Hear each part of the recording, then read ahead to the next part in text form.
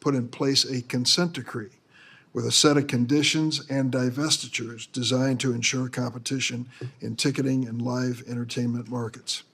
Unfortunately, that consent decree does not appear to have been effective. In the decade plus since the merger, Live Nation has consolidated its dominant position in the ticketing and live entertainment markets, and the result is a competition-killing strategy that has left artists and fans paying the price.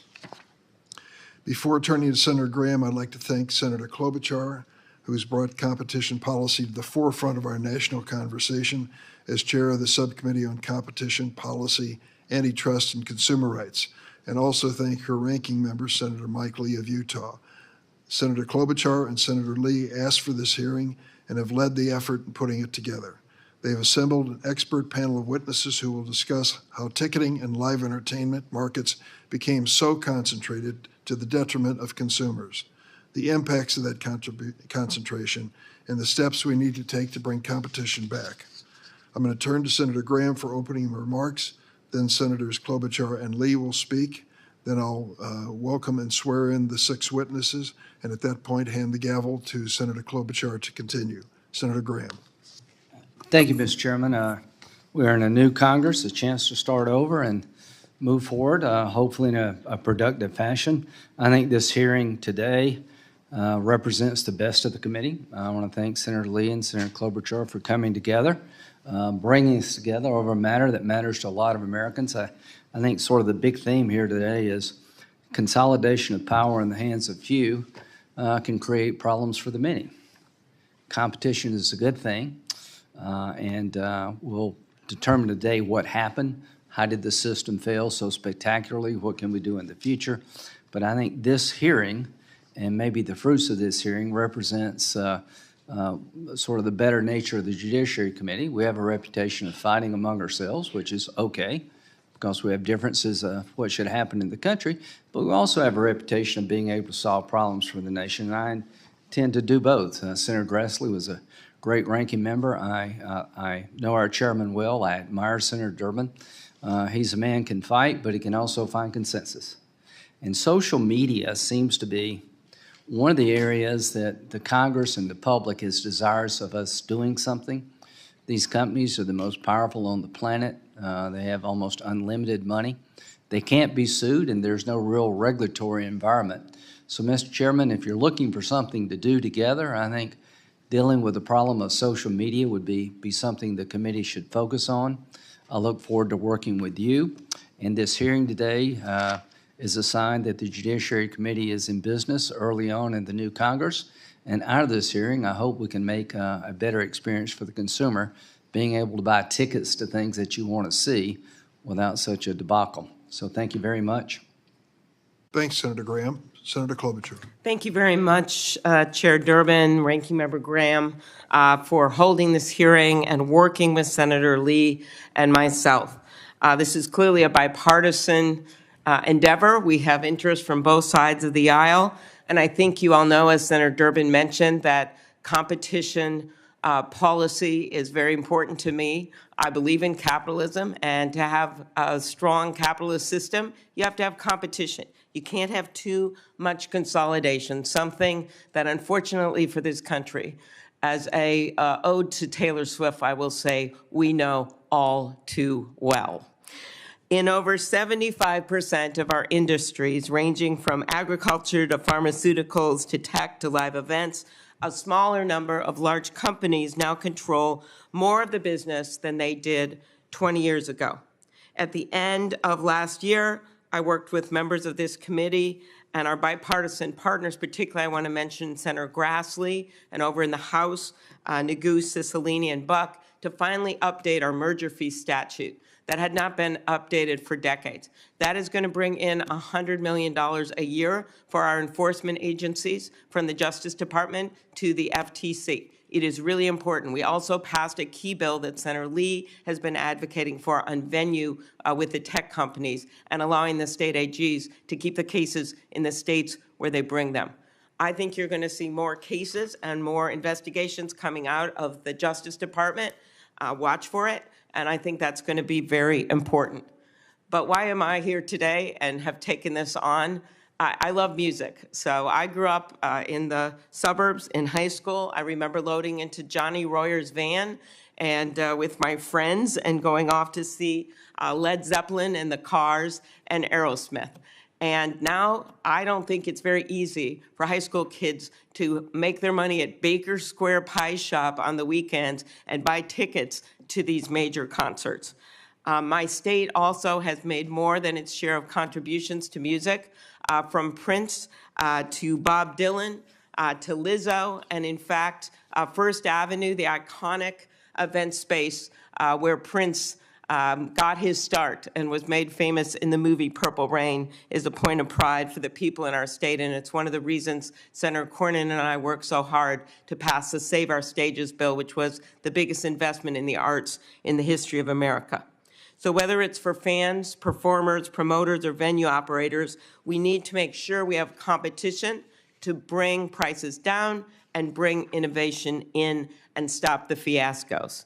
Today, Live Nation doesn't just dominate the ticketing. It's about 70% of the big concert market, but also they own many of the major venues. And for the venues that they don't own, they tend to lock in on 3, 5, 7-year agreements, which means that the competitors that are out there aren't able to even compete when it comes to the ticketing. Finally, they dominate the promoting. So we have talked to many venues, some of which aren't willing to come forward, unlike one of them that is here today, but that say even if they're not out there threatening them, they're afraid to go to someone else because then they're not going to get the acts that they want.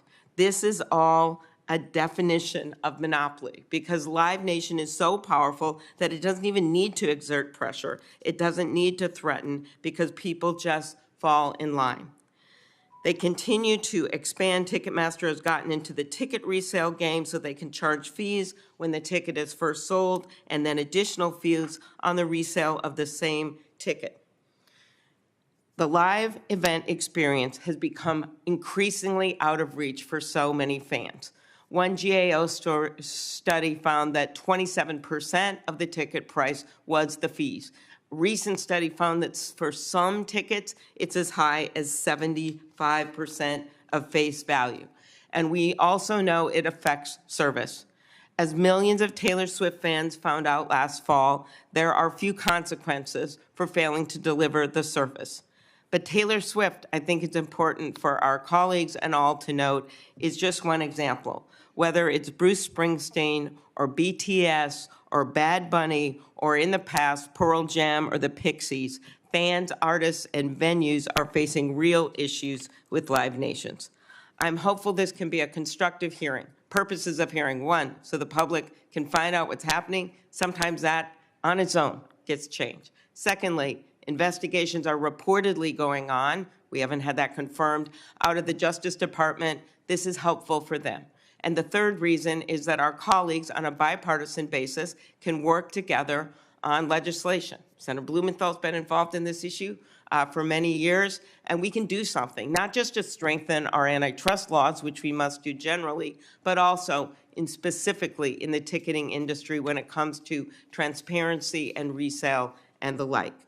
Restoring competition to our markets is about making sure that fans get fair prices and better service. Concert goers today should be able to have those same experiences I had when I was in high school, when it didn't cost very much to just be able to go see a band and remember it forever. Thank you. Thank you, Senator Klobuchar. Senator Lee of Utah. Thank you, Mr. Chairman, and thank you, Chairwoman Klobuchar. I'm really looking forward to my ongoing service on the Antitrust Subcommittee, along with Senator Klobuchar as chair. To be honest, I had hoped, as of a few months ago, to get the gavel back, but once again, she's chair captain, and I'm on the bleachers. So it was nice. Oh, you're a little more than that. Nice of Taylor Swift to have written a song about this very situation. But all joking aside, this hearing for me is not only about the latest ticketing disaster that has made headlines. My daughter Eliza might disagree, but there are much bigger issues involved than this one event. although that one event is not to be discounted and is itself significant.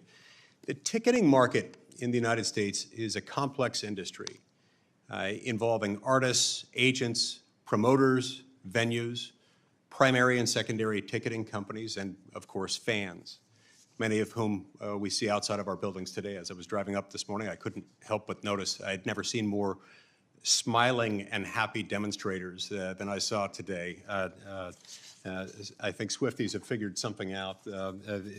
They're very good at getting their message across. Their message has come across in many forms over the last couple of months, including a letter I received from a young woman named Erin Harding in Utah, a young woman who's only 16 years old. She sent me a letter and an accompanying PowerPoint presentation. I think Erin Harding has a bright future ahead of her, perhaps as an antitrust lawyer or perhaps in a number of other fields as well, but it's been an impressive response.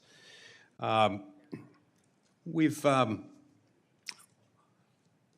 to remember that for those who follow antitrust policy, the ticketing space in the last few years has also offered a natural experiment for evaluating both the efficiency claims of merging parties and the federal government's efforts to protect competition using antitrust laws. Back in 2010, the Obama Justice Department, the Antitrust Division, concluded an investigation into the then proposed merger of Ticketmaster, the nation's largest and dominant ticketing provider, and Live Nation, the country's largest concert promoter. In a complaint alleging that the merger violated the Clayton Act, the department argued that it would eliminate recent but quickly growing head-to-head competition in the marketplace for ticketing services. However, instead of just stopping the merger, the Obama Justice Department in 2010 said that the department would approve it if and only if the parties agreed to a proposed consent decree. The consent decree that was entered into by Ticketmaster and Live Nation addressed two additional concerns. First, that the combination of the two companies would allow the merged firm to tie the provision of ticketing services and concert promotion. In other words, that Live Nation could force venues to use Ticketmaster in order to get concerts and vice versa. And second, that it might retaliate against venues that didn't comply with this arrangement. Now, Ticketmaster will tell you that the settlement agreement was something that they were willing readily to enter into. They weren't bothered by the consent decree at all, because this would, according to them, essentially be the functional equivalent of their offering the sleeves off of their vest. And that Ticketmaster and Live Nation readily agreed not to engage in behavior that the merged firm had no incentive and no intention of undertaking. And yet, here we are, almost 13 years later, faced with a flotilla of allegations and complaints that the merged entity has done exactly what it said would never happen. There are news reports that the Justice Department has opened a new investigation into Ticketmaster's conduct, but Congress has an important role to play here as well. While DOJ undoubtedly wants to know whether Ticketmaster is violating the consent decree, Congress should be asking whether the consent decree was the right decision in the first place. Was the divestiture sufficient to ensure competitive pressure on the combined entity of Ticketmaster and Live Nation? Were the behavioral remedies capable of preventing that very kind of abuse? If the allegations that we're likely to hear today are true, if they can be proven, that they raise very serious doubts about the sufficiency of the DOJ's efforts and arguably counsel in favor of a new approach going forward. With all that in mind, today is the perfect opportunity to do what this committee is supposed to do: exercise oversight over the executive branch's law enforcement efforts, and consider whether, to what extent, in what ways, new legislation, or perhaps just better enforcement of existing laws, might be needed to protect the American people. I'm glad that we're here today, and I look forward to hearing from each of our witnesses. Thank you. Thanks, Senator Lee. Let me welcome the 6 witnesses whom I'll introduce. Joe Berchtold, serves as Live Nation Entertainment's president and CFO. In this role, Mr. Berchtold oversees finances the world's largest live entertainment and ticketing company. Prior to joining Live Nation, Mr. Berchtold was president of Technicolor Creative Services at Technicolor and a partner with McKinsey & Company, leading their West Coast media practice. Jack Grotzinger, co-founder and CEO of SeatGeek, mobile-focused ticketing platform. The company originally launched as an aggregator of resale ticket listings, but now operates as both the primary ticket outlet and secondary marketplace for sports teams and live event venues. Prior to co-founding SeatGeek, Mr. Grotzinger was an associate counsel at Bain & Company. Jerry Michelson is the co-founder of Jam Productions, a Chicago-based concert promotion agency and one of the largest independent producers of live concert entertainment in the country. This is a return trip for Mr. Michelson. He testified before the Antitrust Subcommittee in February of 2009 at a hearing on the then pending merger of Ticketmaster and Live Nation. At the time, he warned us of any competitive effects of the merger could have, stating, quote, "It's my belief this merger is vertical integration on steroids," close quote. I look forward to hearing an update on his views. Sal Nuzzo, Senior Vice President of the James Madison Institute, RJMI, Tallahassee-based think tank focusing on free market economics in Florida. In that role, Mr. Nuzzo oversees JMI's policy operation, coalition building, and strategy development. His writings have been published in the Wall Street Journal, National Review, The Hill, and Newsweek. Kathleen Bradish serves as the American Antitrust Institute's Vice President for Legal Advocacy. Ms. Bradish, prior to joining AAI, worked as counsel for Cleary Gottlieb and is an attorney in the Department of Justice's Antitrust Division. While at the Department of Justice, she represented the Antitrust Division in trade issues, including leading the negotiations of competition chapters in the U.S.-Mexico-Canada Agreement and in the Transatlantic Trade and Investment Partnership. Clyde Lawrence is a leader of the band Lawrence and a musician, composer, and producer. In December, Mr. Lawrence wrote an op-ed in the New York Times titled, "Taylor Swift's Live Nation debacle is just the beginning." In it, Mr. Lawrence explained how Live Nation's market dominance negatively impacted artists like himself. I look forward to hearing his perspective today. After I swear in the witnesses, each will have 5 minutes to make an opening statement and then turn to senators' questions. As I mentioned, after I've administered the oath, I'll pass the gavel to Senator Klobuchar to preside over the remainder of the hearing. First, could all of the witnesses please stand to be sworn in? Do you affirm that the testimony you are about to give before the committee will be the truth, the whole truth, and nothing but the truth, so help you God? Let the record reflect that all of the witnesses have answered in the affirmative. And before I ask Mr. Berchtold to give his opening statement, ceremonial handing of the gavel. Thank you, sir. Mr. Berchtold. Chair Durbin, Ranking Member Graham, Senators Klobuchar and Lee, and other members of the committee, I'm Joe Berchtold, President and Chief Financial Officer of Live Nation Entertainment. I thank you for the invitation to appear today to address these important issues in the live entertainment industry so we can together work to make things better. For almost 20 years, Live Nation has operated in the United States and around the world with an artist-first business model that is focused on helping put artists on stage and connecting them with their fans. We believe that the artist-fan connection is the foundation of the live entertainment industry, the source of nearly all commercial value, and the number one thing that public policy should protect. Over this period, we have helped the industry grow rapidly. In 2022, live music was a $12 billion industry in the United States, 4 times what it was in 2005. To fuel this growth, Live Nation has invested billions of dollars funding artists globally, $9 billion in 2022 alone. Given our level of investment in artists, it is also critical for Live Nation to have the most effective platform possible for selling tickets. Since our 2010 merger with Ticketmaster, we have invested over $1 billion in capital to improve the Ticketmaster system.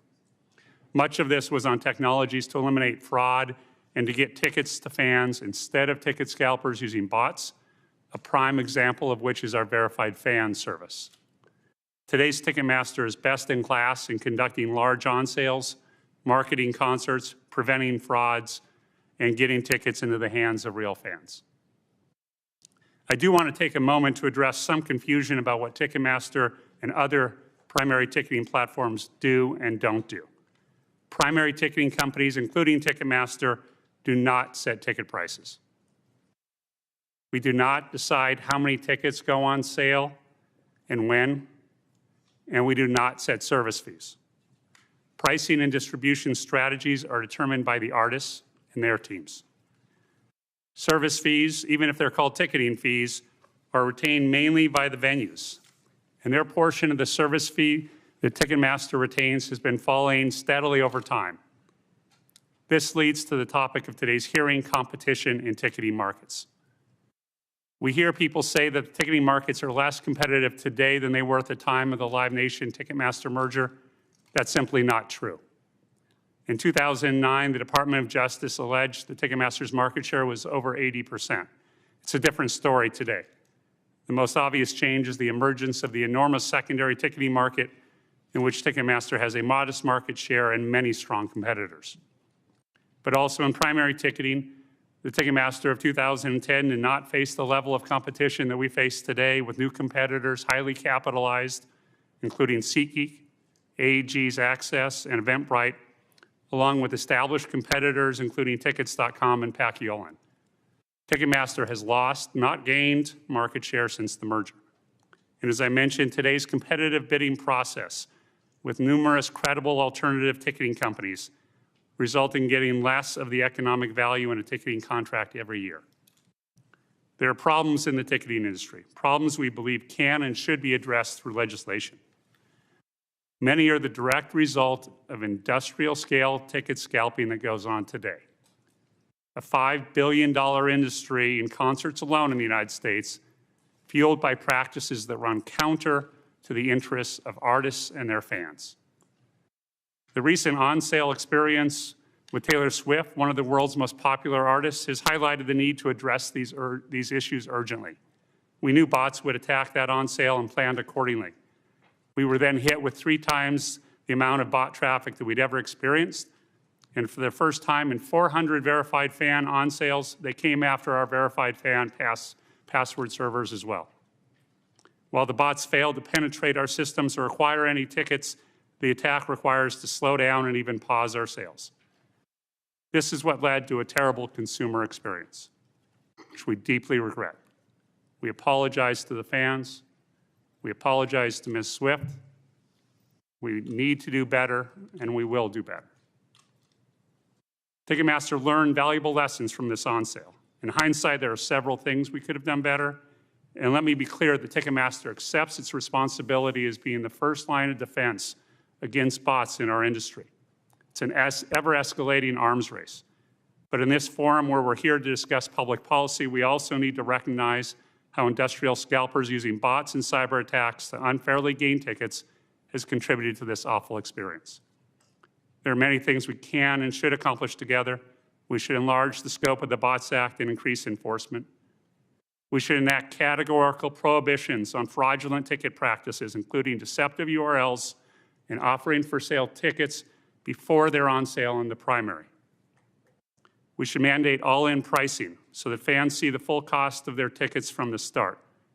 We share your goal of making live entertainment industry better for artists, teams, and fans alike, and it's in that spirit that I sit before you today, to work with you to make the fan experience better. I look forward to answering your questions.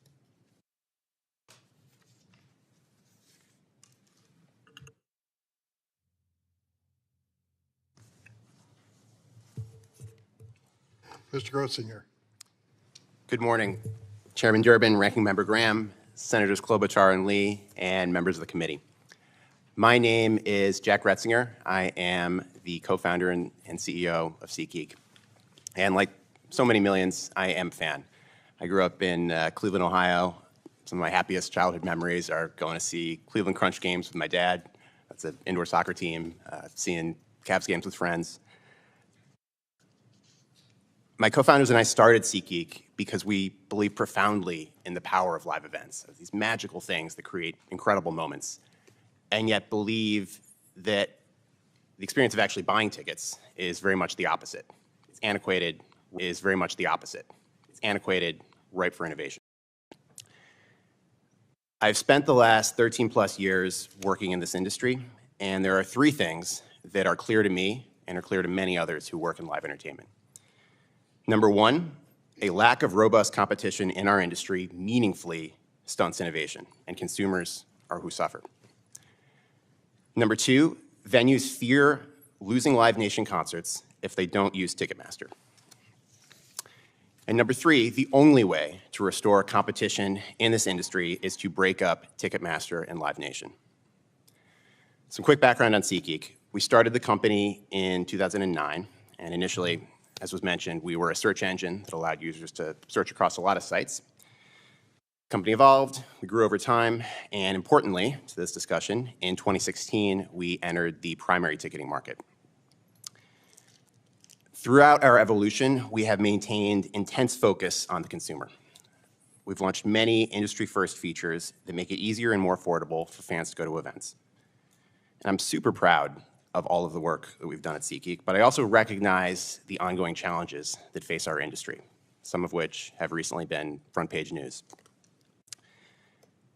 The best way to address those challenges is to ensure there is robust competition where businesses and consumers can select the best products and services based on their merits. That does not happen today. It does not happen because Live Nation controls the most popular entertainers in the world, routes most of the large tours, operates the ticketing systems, and even owns many of the venues. This power over the entire live entertainment industry allows Live Nation to maintain its monopolistic influence over the primary ticketing market. As long as Live Nation remains both the dominant concert promoter and ticketer of major venues in the US, the industry will continue to lack competition and struggle. As discussed, Live Nation Entertainment is the product of the 2010 merger of Ticketmaster and Live Nation. And as it's all entered into a consent decree, which banned Ticketmaster from threatening or retaliating against venues by withholding Live Nation concerts. That did not work. It has not worked at all. The DOJ's 2009 investigation confirmed that Live Nation had violated the consent decree repeatedly, almost since its inception. The DOJ identified numerous examples of Live Nation threatening and retaliating against venues that did not contract with Ticketmaster. Today, Ticketmaster's estimated market share is over 70% of the US primary ticketing market. Ticketmaster is the primary ticketing provider for more than 80% of the NBA, NHL, and NFL teams. Live Nation is also the largest promoter of major concerts in the world, promoting more than 73% of the top 25 tours in the US in 2021. It is no mystery why no other company has significantly penetrated the primary ticketing market. Major venues in the US know that if they move their primary ticketing business from Ticketmaster, they risk losing revenue they earn from Live Nation concerts. They know this because Live Nation has told them so, directly and indirectly, through its public pronouncements, private communications, and subsequent retaliation against venues that have signed deals with a competitor. The DOJ found that as a consequence of Live Nation's conduct, quote, venues throughout the United States have come to expect that refusing to contract with Ticketmaster will result in the venue receiving fewer Live Nation concerts or none at all, unquote. Our industry provides a cautionary tale about how behavioral remedies cannot solve the problems inherent in an anti-competitive merger. The only effective remedy now is a structural one, the dissolution of the common ownership of Ticketmaster and Live Nation. To improve our industry, we must restore competition. At SeatGeek, we deeply care about the live event industry and believe it's time to give fans, teams, artists, and venues alike the choices they deserve. It's a privilege to be included in this discussion. Thank you so much for your time and attention. Thank you very much, Mr. Grotzinger. And next up, we have with us Mr. Michelson. Thank you. And thank you for your work you do with the Palace in St. Paul, Minnesota. Thank you, Senator. Talk on. Thank you, Senator. Thank you, Chairman Durbin, Ranking Member Graham, Senator Klobuchar, and Senator Lee, along with all the other members of the Senate Judiciary Committee, for allowing me to appear before you today. I'm here to speak on behalf of my colleagues, fellow promoters, and most importantly, the concert fans. My appearance before you is based on my 50 years of experience in the live entertainment industry. For the record, my name is Jerry Michelson, CEO and president of Jam Productions, a company that has produced and promoted events since 1972. As a primer for those who may not know, let me briefly talk about the job of promoters. We work with agents and managers to route tours into markets across the country. We make guaranteed payment to artists, contract with the venue to hold the event, market the show, put tickets on sale, and produce the show. We pay all the costs and assume all the risks. When Live Nation loses money on a concert, they can make up for that with operating income from ticketing and sponsorships. We can't do that. We don't have those. Pepsi doesn't earn money from Coke, but our competitor, Live Nation, earns money from selling tickets to our concerts. In 2009, I appeared in front of the committee to testify about the proposed merger of Live Nation and Ticketmaster. At that hearing, I stated the unification of these two Goliaths would create a business with extraordinary market power and clout unlike any that I've ever seen in my lifetime. I testified that if this merger was allowed to proceed, the combined entity would have the ability to suppress or eliminate competition in many segments of the industry. Today, we know with certainty that this merger is vertical integration on steroids, using dominance in one market to expand its power and dominance in another, cutting out the competition and harming the consumers. From my vantage point, the arena-level concerts used to be Jam's most profitable segment of the business because that's where we earned our money. In 1996, Jam produced 100 concerts in arenas, but in 2011, 1 year after the merger, that decreased to 46 concerts. And in 2022, we only produced 14 arena concerts. Live Nation went after the arena business, and they succeeded in driving us and other independent promoters out of that sector. Live Nation effectively eliminated competition for indoor arena shows by utilizing the following methods: purchasing national indoor tours in arenas and for their outdoor amphitheaters, threatening financial penalties on a tour deal if the artist wanted to work for Jam, paying a band 100% or more of the gross ticket sales, and Live Nation managed artists typically only perform for Live Nation promoted shows at the arena level. Now Live Nation is going after music theaters and clubs of all sizes in an effort to control the entire live music industry from the top to the bottom. From 2010 to 2021, Live Nation added 61 theaters and 41 clubs to their already large arsenal of venues. The near complete domination of arenas because of the merger could soon happen in theaters and clubs in every community in the country. On a 2016 Live Nation earnings call, Michael Rapino, their president and CEO, said one of the company's biggest goals was to convince artists to agree to integrate the primary and secondary ticket markets to grow Live Nation's share. Rapino stated, and I quote, "Artists, the more they get comfortable with seeing primary and secondary together, our market share grows." With that statement, Rapino acknowledged that they are not serving artists, they are serving themselves. There are two antitrust decisions I'd like to bring to your attention where vertical integration played a prominent role in restricting competition. The 1948 Supreme Court decision in the U.S. versus Paramount led to the abolishment of block booking and forced the movie studios to sell off their theater chains. An excerpt from the Eastman Kodak case states, "The court has held many times that power gained through some advantage can give rise to liability if a seller exploits his dominant position in the market to expand his empire into the next." Every time that Live Nation or Ticketmaster blames anybody else for the significant issues and increasingly high fees, remember that many times they are the venue, the promoter, and the manager of that artist.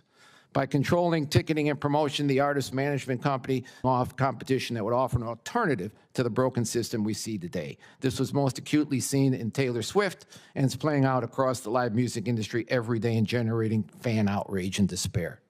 Thank you for your time, and I look forward to answering your questions. Thank you very much, Mr. Michelson. Next up, Mr. Nuzzo. Madam Chairwoman, members of the committee, I would like to thank you for the honor and the opportunity to appear before you this morning. My name is Sal Nuzzo, and I serve on the policy team at the James Madison Institute in Tallahassee, Florida. We are a nonprofit economic policy think tank that focuses on the policy issues impacting Florida's 22 million residents. Fresh out of college and starting a career in policy, I dreamt of one day testifying before the United States Senate on an issue of profound importance, maybe international monetary policy or perhaps a Supreme Court nomination. But as my 14 and 13-year-old daughters informed me last night, Dad, nothing you speak on in your career will be as important as what you say today. Don't mess this up. So here we go. Florida is home to 13 major sports teams, 15 Major League Baseball spring training facilities, NASCAR, F1, the PGA, LPGA, college, and numerous other sports venues. I say that because most of those venues serve as concert sites when they're not in use during their respective seasons.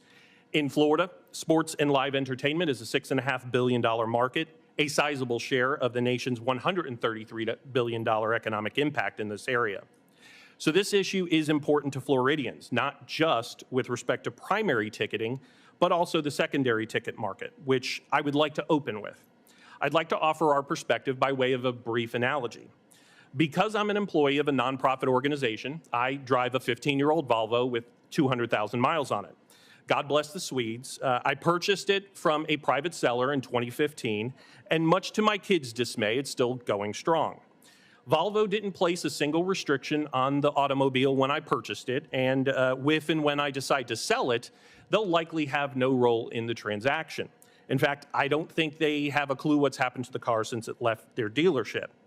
This is true for just about every auto manufacturer. Consequently, our auto market is a robust, thriving, and diverse industry largely adhering to the forces of supply and demand.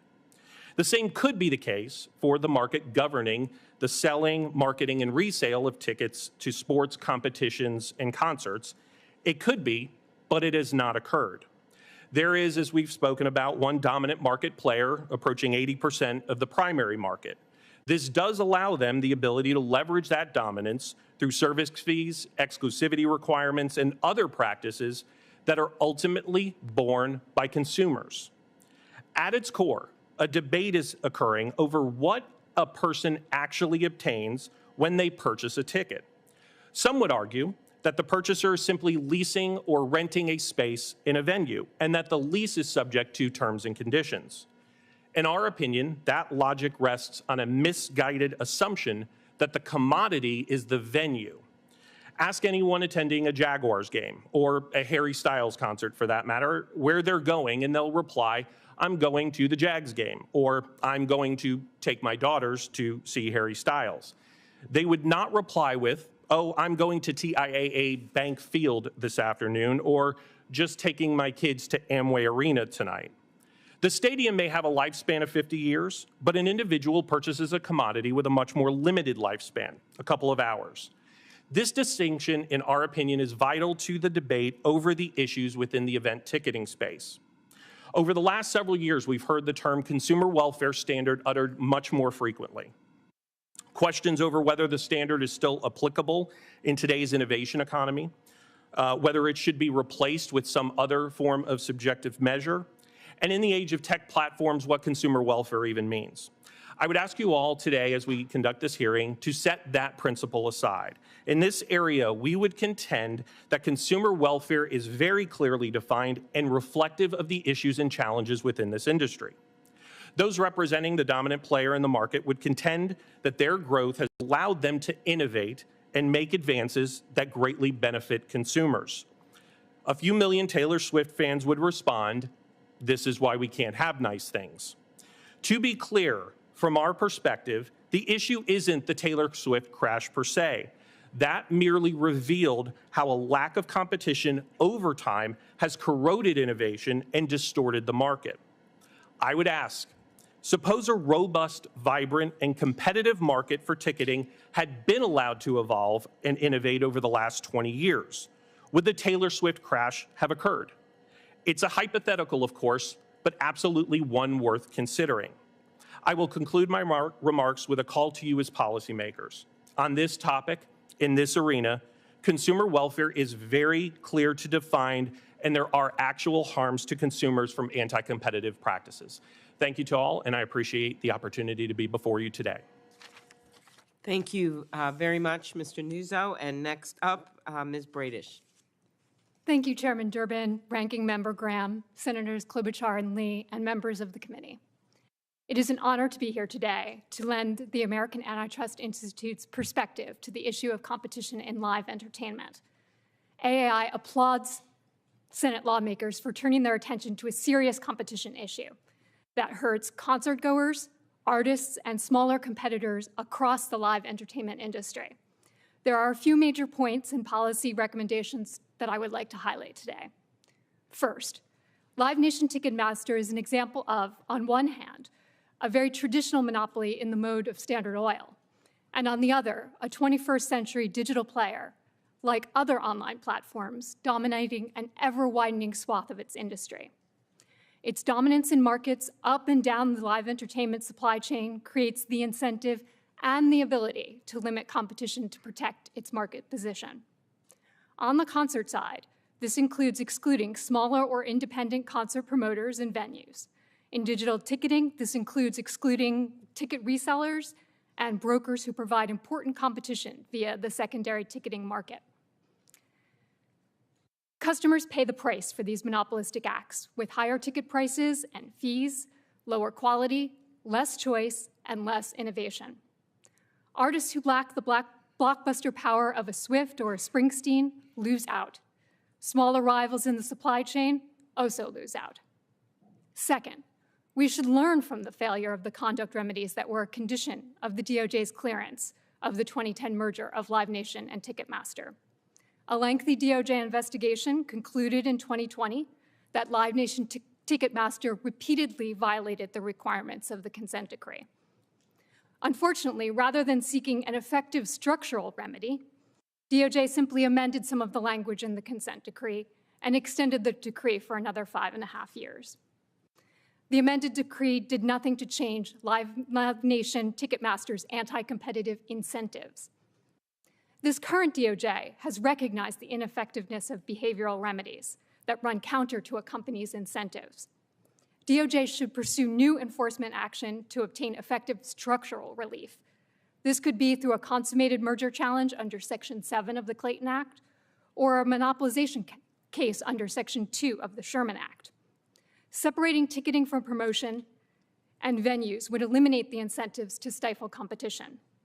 And reducing the market share of Ticketmaster through spinoffs would address Ticketmaster's incentives to limit competition in secondary ticketing. Protecting consumers, artists, and smaller rivals from Live Nation Ticketmaster's harmful conduct will require multiple policy tools, including strong antitrust enforcement against Live Nation Ticketmaster and legislative action. AAI urges enforcers and lawmakers to consider three major features of a multi-pronged approach to the Live Nation Ticketmaster monopoly problem. First, consider standards that enable the agencies to challenge vertical mergers as effectively as horizontal mergers. The incipiency standard in Section 7 of the Clayton Act is designed to prevent all mergers that may enhance market power and lead to anti-competitive effects. We currently have a structural presumption for horizontal mergers. We badly need a presumption for vertical mergers, either through legislative action or new antitrust guidelines that get adopted by the courts. Second, support more vigorous antitrust enforcement with legislation designed to strengthen and clarify the U.S. antitrust laws. Senator Klobuchar's proposed Competition and Antitrust Law Enforcement Reform Act is a leading example. The bill would, among other things, update legal standards for mergers and strengthen the standard for prohibiting exclusionary conduct by dominant firms. Such reforms would reduce the formidable burdens on the government for bringing monopolization and merger cases. Finally, consider the merits of an oversight regime to facilitate access to and transparency in ticketing. Dominant digital platforms can engage in practices designed to self-preference, such as steering music fans to Ticketmaster's proprietary ticketing services, Solutions to these problems may well require establishing rules of the road or codes of conduct for digital ticketing platforms. Such legislation has been proposed at both the state and federal level. Thank you for the opportunity to testify today, and I look forward to your questions. Thank you very much. And last but not least is Clyde Lawrence of the band Lawrence. And I will say, looking at your testimony ahead of time, Mr. Lawrence, I am particularly enjoyed the line that perhaps you'll repeat, that while you are so proud of your band, we're not artists yet on the level of acts like Taylor Swift or Bruce Springsteen, though we do hope one day to be big enough to crash a ticketing website. With that, I turn it over to you, Mr. Lawrence. Thank you. I hope it'll get as big a laugh when I say it than as when you just did. Good morning, Senators, and thank you for inviting us today to the most unique gig we've had in years. My name is Clyde Lawrence, and this is Jordan Cohen. We are two of the 8 members of Lawrence, a soul pop band from New York City. Before telling you more about who we are, it's important to clarify who we're not. We're not lawyers or economists with expertise in antitrust policy. And as Senator Klobuchar said, we're also not artists on the level of acts like Taylor Swift or Bruce Springsteen, though we do hope to one day be big enough to crash a ticketing website. What we are, however, are seasoned artists who have toured extensively over the last 7 years, starting with empty bars and working our way up to headlining sold-out shows for thousands of people and seeing our music chart on Top 40 radio. While we became musicians because of our passion for making music, we realized early on that we needed to embrace the entrepreneurial aspects of pursuing careers as artists. Ever since we started touring, we've tried to be vocal about the lopsided deal mechanics we were facing, even including the lyric, "Live Nation is a monopoly," in our latest album. Whether or not it meets the legal definition of a monopoly is someone else's call to make. We're here just to tell you what we've observed. While Jordan and I discuss those dynamics in depth in our written testimony, most of the issues we face stem from the fact that Live Nation Ticketmaster often acts as 3 things at the same time: the promoter, the venue, and the ticketing company. Let's imagine we just played a sold-out show at a venue Live Nation owns and operates. When an artist plays these venues, they're required to use Live Nation as the promoter. Far from simply advertising, the promoter coordinates and pays the upfront costs to put together a concert, such as renting and staffing a venue and striking a deal with the performer. Since both our pay and theirs is a share of the show's profits, we should be true partners, aligned in our incentives. Keep costs low while ensuring the best fan experience. But with Live Nation not only acting as the promoter, but also as the owner and or operator of the venue, it seriously complicates these incentives. At the end of the show, costs will have eaten into most of the money made that evening, and due to Live Nation's control across the industry, we have practically no leverage in negotiating them. If they want to take 10% of the revenues and call it a facility fee, they can and have. If they want to charge $30,000 for the house nut, they can and have. And if they want to charge us $250 for a stack of 10 clean towels, they can and have. Once these costs, some of which went to Live Nation subsidiaries, are taken into account, the remainder is split between Live Nation and the band. In a world where the promoter and the venue are not affiliated with each other, we can trust that the promoter will look to get the best deal from the venue. However, in this case, the promoter and the venue are part of the same corporate entity, so these line items are essentially Live Nation negotiating to pay itself. Does that seem fair? The tickets were listed at $30, and our pay ended up shaking out to about $12 of each ticket. But in this hypothetical show, the fan did not pay $30 for that ticket. The fan paid $42 because Ticketmaster tacked on a 40% fee. And for the record, we've had them go as high as 82%. As with promotion, if an artist plays at a Live Nation venue, the artist has no choice but to have the show ticketed by Ticketmaster. And to be clear, we have absolutely zero say or visibility in how much these fees will be. We find out the same way as everyone else by logging on to Ticketmaster once the show already goes on sale. And in case you're wondering, no, we, the artists, do not get a cent of that fee. So of the $42 a fan spent on a ticket, we receive $12. But whereas Live Nation's costs were already covered at this point in the calculation, we still need to pay for our touring costs. In our case, roughly 50% of our earnings is used to cover expenses. So that leaves us with $6 for an 8-piece band, pre-tax, and we also have to pay our own health insurance. To be fair, many of the issues we've addressed here are not exclusive to Live Nation Ticketmaster, and we've had a number of positive experiences with parts of Live Nation. Their venues are often filled with hardworking and passionate people, and most importantly, we love that all of their venues have one consistent Wi-Fi network and password. That one's a real game changer. Jokes aside, we truly do not see Live Nation as the enemy. They're just the largest player in a game that feels stacked against us as artists, and often our fans as well. Ultimately, when looking at the current state of the industry, we're left with lots of questions. Why is it that all of Live Nation's costs get recouped before the show hits its profit point, yet ours, the artists, don't? Why is there so little transparency as to what line items such as facility fees actually go towards? Why is it standard for Live Nation to take a 20% commission on our merchandise sales while we never receive a cent of their ancillary revenues like concessions, alcohol, and parking? Finally, why is Live Nation allowed to freely set exorbitantly high ticket fees without any transparency or input, while in other industries the government has mandated caps on various types of junk fees? We look forward to seeing these questions get some answers. Thank you for your time, and we hope to see some of you at one of our band's concerts. If you'd like to come, let me know, and I'll throw you on the guest list to help you avoid the ticket fees. Thank you very much, Mr. Lawrence. I think we're willing to pay, but we really appreciate your testimony. It's on us. Okay. With that, I'm going to turn it over for the first round of questions to our chair, Senator Durbin. Thanks, Senator Klobuchar. Mr. Lawrence, I'm going to stick with you for a minute because you made it clear that you do not set the ticket price. And Mr. Berchtold said he doesn't have anything to do with the ticket price. Who does set the ticket price? That's an excellent question. That was actually the thing I was most surprised to hear in Mr. Berchtold's speech, because we definitely have absolutely no say. And if we actually ask the venues in advance, which we often do, they say that's a Ticketmaster thing. So the fees, I mean, we actually do set, the ticket prices, the base price. The artist does have a say in setting for sure. But those added Ticketmaster service fees, we have absolutely no say. And the venues claim that it's a Ticketmaster. Mr. Berchtold, you want to add anything to that? Thank you. Yes, as Mr. Lawrence said, the band sets the ticket price. The service fee level is set by the venue. And you control the venue. Do you not?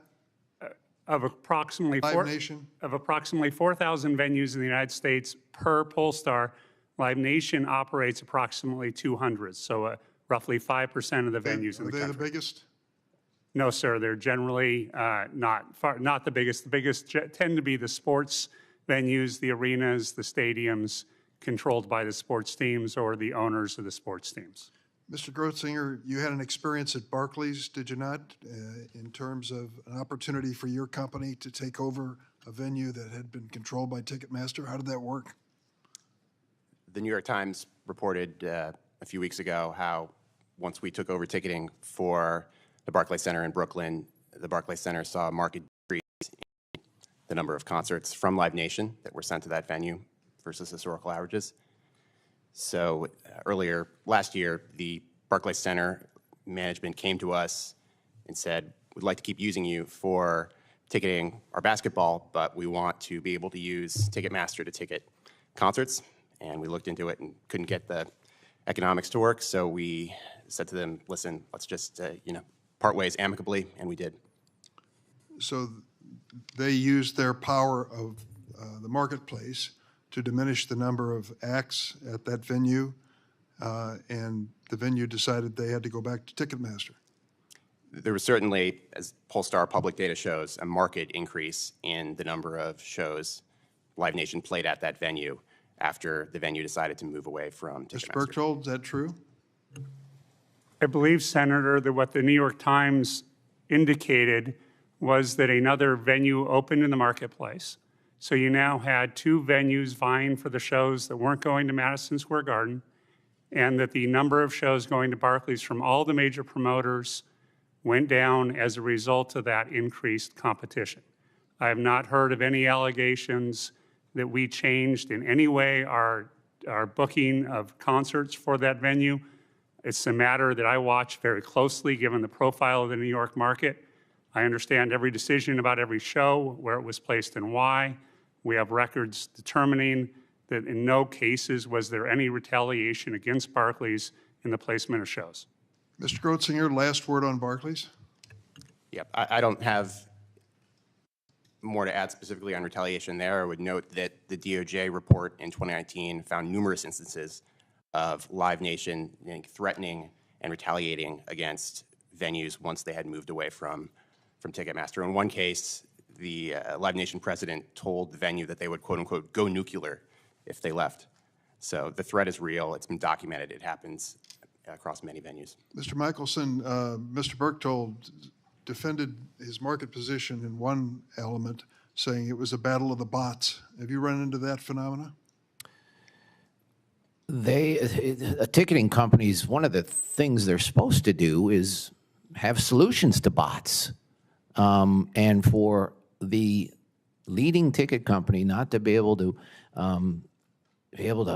handle bots is, for me, pretty an unbelievable statement. But you can't blame bots for what happened to Taylor Swift. There's more to that story that you're not hearing. Ms. Bradish, you probably heard Mr. Berchtold's suggestions or read in his testimony 3 things he thinks need to be done, which included all-in pricing on the tickets, fighting deceptive URLs as an example, and creating a civil action under the Bots Act. Any reaction from you to those suggestions?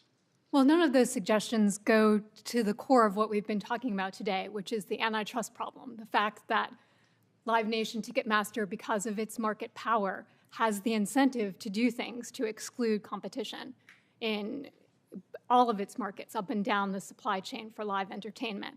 So I appreciate those suggestions. Many of them may be good ideas, but it does not change the fact that Live Nation Ticketmaster is a monopoly and will act, because that's its incentive, to exclude competition. Thank you, Madam Chair. Thank you very much, Senator Durbin. Next up, Senator Lee. Thank you, Madam Chair. Ms. Bradish, I'd like to start with you. Back in 2010, the antitrust complaint filed by the Department of Justice against the proposed merger between Ticketmaster and Live Nation alleged, among other things, that Ticketmaster had at the time an 83% market share, with no competitor, no single competitor, having more than 4% of the market. It also alleged that Live Nation, for its part, was Ticketmaster's biggest customer and was the leading concert promoter at the time, of course. It also alleged that Live Nation had begun competing directly with Ticketmaster for ticketing services, rising over a very short period of time to 16% of the market share in just 2 months, kind of a meteoric rise. So with that in mind, why, in your view, did the Department of Justice settle what seems to be a strong case that appears to involve the elimination of head-to-head competition with a monopolist? And would you agree that what we have here is not a shortcoming necessarily of our antitrust laws, but error, perhaps gross negligence in enforcing them? Well, I think that there are 2 elements to why the DOJ would take a consent decree rather than pursue a case in court. Obviously, a case in court involves risk, and the fact is that to pursue a vertical merger in court, and recent experience backs that up, is difficult. It's very difficult for DOJ to win a vertical merger Meaning case. post Dr. Miles? Yeah. Yes.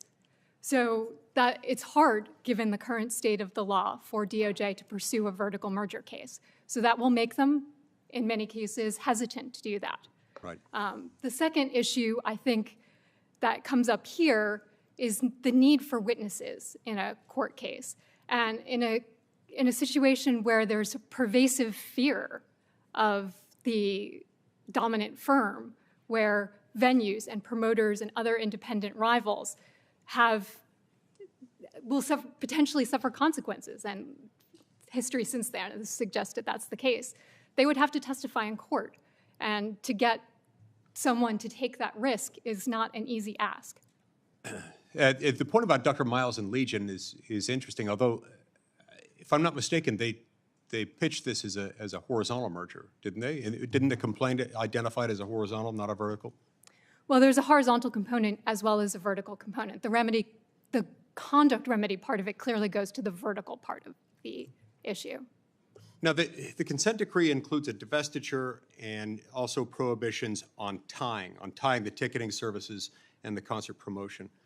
You want to say anything about how those have worked in practice and why?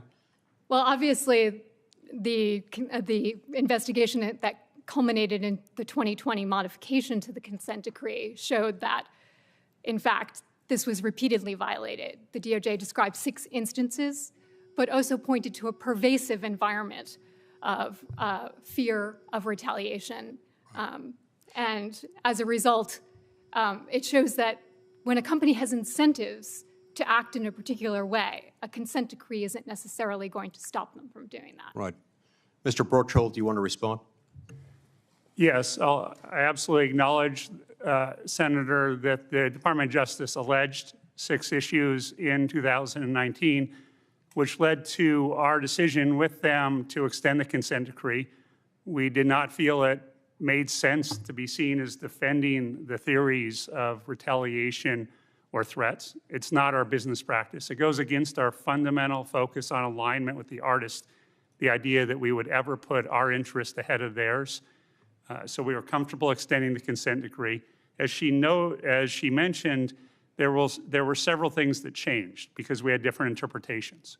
And one of the things that we've done is in instances where venues are seeking to tie in a ticketing and a content and a concert agreement into an overall deal, we have eliminated those so that there can't be any instance where there's the perception of threats or retaliation associated with that bundling done at the venue's request. So we've simply eliminated that from our service set, along with the establishment of monitors to make sure that any venue employee or others could confidentially report any issues. Is it accurate to say that at a minimum, that Live Nation at a minimum was a motivated and capable, potentially, if not likely, competitor? I'm sorry, at the time of the merger. Is it accurate to say that at the time of the merger, Live Nation was an emerging, nascent competitor and likely a very capable potential competitor? I would say, Senator, that Live Nation at the time was finding that it was very difficult to build its own ticketing system, that one of the driving motivations to the Ticketmaster merger was the feeling that it wasn't going to successfully build its own system, and it sought to find one that could more effectively serve its needs of selling tickets for fans. Yeah, I'm out of time, but they had sold 6 million tickets, and they did rise to a pretty prominent position in the marketplace in 2 months. So that's not nothing. We'll get to that later. Thank you, Madam Chair.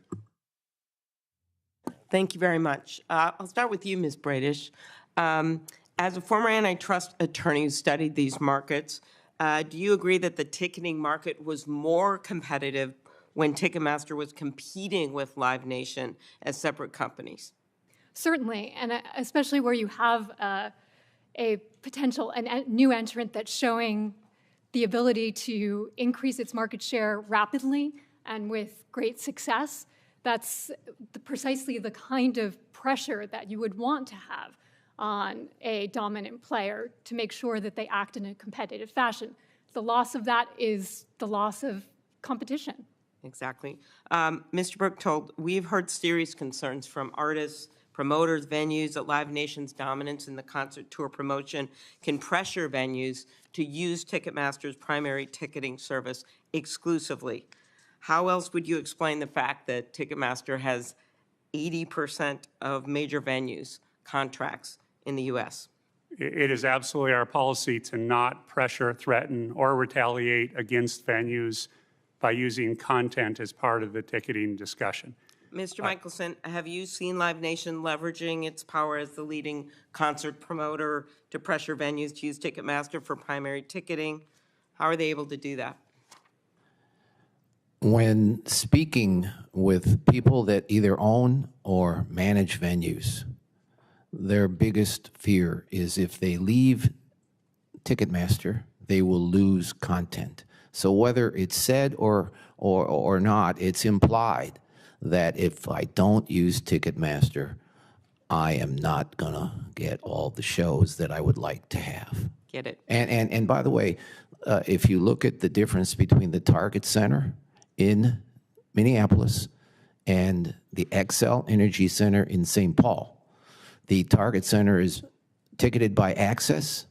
The Xcel Energy Center is ticketed by Ticketmaster. Look at the number of shows that play Xcel, and you'll see they far exceed the number of shows that play Target. And when you look at and break it down a little farther, you'll see that most of the shows that play Xcel are Live Nation shows, and they bring very few to the access-controlled venue, the Target Center. Okay, thanks for that local reference. Mr. Berchtold, one way that Live Nation eliminates competitive pressures by locking venues into multi-year contracts, whether they 3 years, 5 years, 7 years. If you've tied up 80% of major concert venues with multi-year contracts, where is there room for one of your competitors to get in the door? Yes, Senator. First, I would note that the 80% reference, I believe, is from a 2008 Department of Justice study, and we believe that our market share is substantially lower than that. I will. How much lower is we would, variety of ways of estimating the market share in the industry, depending on what you include. We believe our market share will be somewhere between the 50 and 60% range. Keep going. Yes, I will absolutely acknowledge that it is the standard practice of venues in the United States who own ticketing rights to maximize the value of the ticketing rights they own by having long-term exclusive agreements with primary ticketing companies. Those ticketing contracts tend to last 3 to 5 years on average. I would note a very specific indication of the high level of competitiveness is first that with almost every contract renewal we have over the past decade, more of the money gets accrued to the venues as opposed to the primary ticketing provider, which would be one indicator of a very competitive marketplace. Secondly, I would note the success that SeatGeek had between 2018 and 2022, adding roughly 15% of the NFL and the NBA teams as primary ticketing clients, showed the level of movement of these clients. Okay, Ms. Bradish, did these type of exclusive contracts, do they shut out competitors? To me, like, if you can't go to anyone else, what are you going to do? Exactly.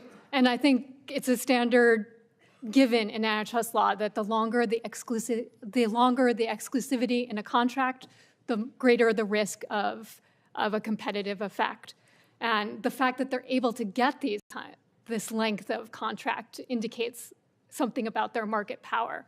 So, of course, it makes it much harder for particularly a newer entrant to get into the market if everybody is already tied up. And Mr. Grotzinger, do you think that, to go to another topic, that Live Nation's concert promotion business, the fact that they're combined, has made it harder for you to compete for primary ticketing with Ticketmaster?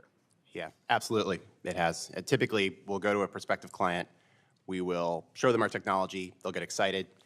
They'll get excited about how it's going to make the experience better for their fans and allow them to run their business better. And then they'll start to think about the concert threat, and they'll talk, and discussions will often close at that point because they've heard or been explicitly threatened in a way that they know they will lose concerts if they move away from Ticketmaster. And one other thing I'd note that's, I think, particularly scary on that last topic is in response to some of the oversight and poking that has happened recently, we've seen Ticketmaster moving from 5 years, which used to be the standard length for a contract in our industry, to 10 in many cases. They're trying to lock things down so that if there is more pressure, they've at least signed a lot of these decade-long deals. So there's not a lot of time. If we want competition in this industry, it is already going to be very hard to change. Longer contracts make that even harder, and that is what they've been pushing for recently. Exactly. Last, Mr. Lawrence, what was the amount you said, the percentage of your tickets, some of the highest ones you've had recently that were fees? Typically with Ticketmaster, we'll see a 40%-ish or closer to 50% fee added on top. We have seen really outlandish numbers, like we had a show last spring where there was an 82% fee on top of the base price. And again, we have no say or we don't even know what it's going to be until it goes on sale. Mr. Brookdale, you heard Mr. Lawrence. With Ticketmaster's market power, which we all know exists, we'd be kidding ourselves if we said it didn't exist. Why haven't you done more to reduce fees?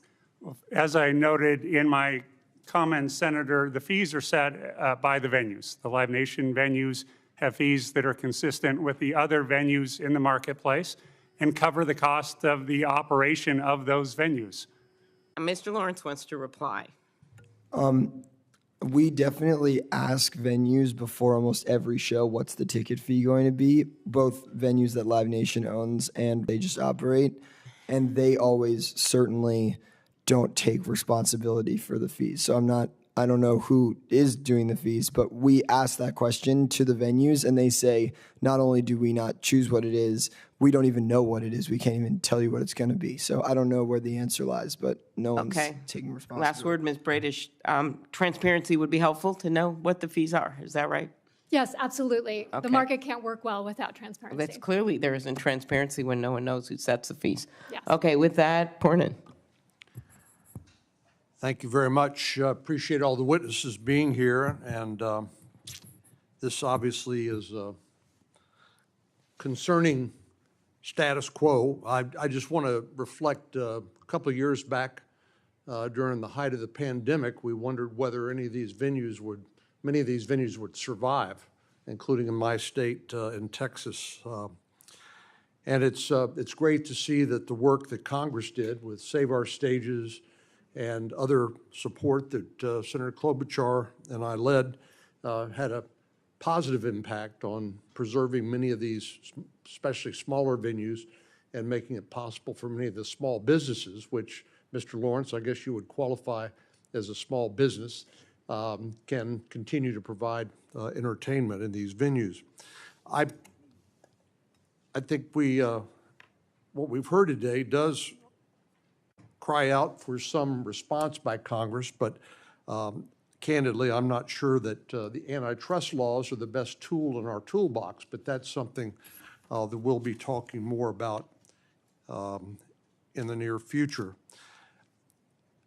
Mr. Berchtold, I'm intrigued by a couple of your statements. You said that you have an artist-first business model, and then you had later said you would never put your interests ahead of theirs. Is that your testimony?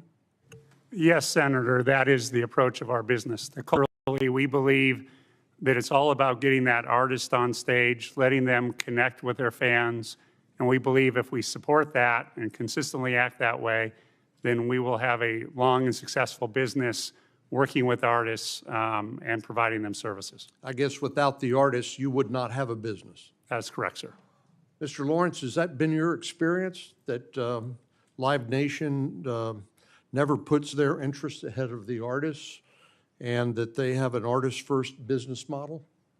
I think generally when we show up to play a show, the people that work for Live Nation at the venue absolutely, try to be partners to us in putting on the best concert. I think that the places where sometimes maybe you could feel like it's not artist first is just in the structure of the way some of the deals with the artists, when you look at the settlement sheet at the end of the night, where which breaks down who gets paid what, some of those line items where we have no say in setting any of the prices of those things, yet some of them are Live Nation directly setting the price for things that they are paying to other entities that they might own, which directly impacts the profit pool from which the artist's pay is being derived.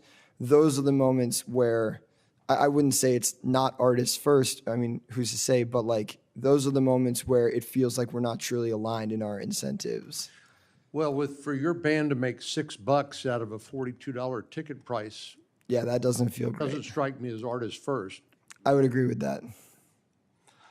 Mr. Berchtold, you talked about how few venues that Live Nation actually owns, but the truth is that you have these, I think you alluded to this, you have these long-term exclusive rights contracts with many venues that you don't actually own, or that you have some sort of partial ownership where you have effective, at least contractual control over those venues. Is that correct? Yeah, Senator, if I could differentiate on the ticketing side and the ticketing contracts as opposed to on the promotion side. So on the promotion side of the business, which Senator Klobuchar was asking about, there are roughly 4,000 venues in the United States.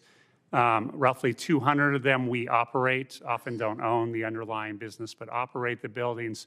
And then we have roughly 40 more buildings with which we have an exclusive promoter relationship. So that's a very small portion of the market for venues. So whether or not you actually own the venue, you do have effective influence and maybe in some cases outright control over what the venue charges in terms of the ticket price, correct? In roughly 240 buildings, or 5 or 6% of the markets are yes.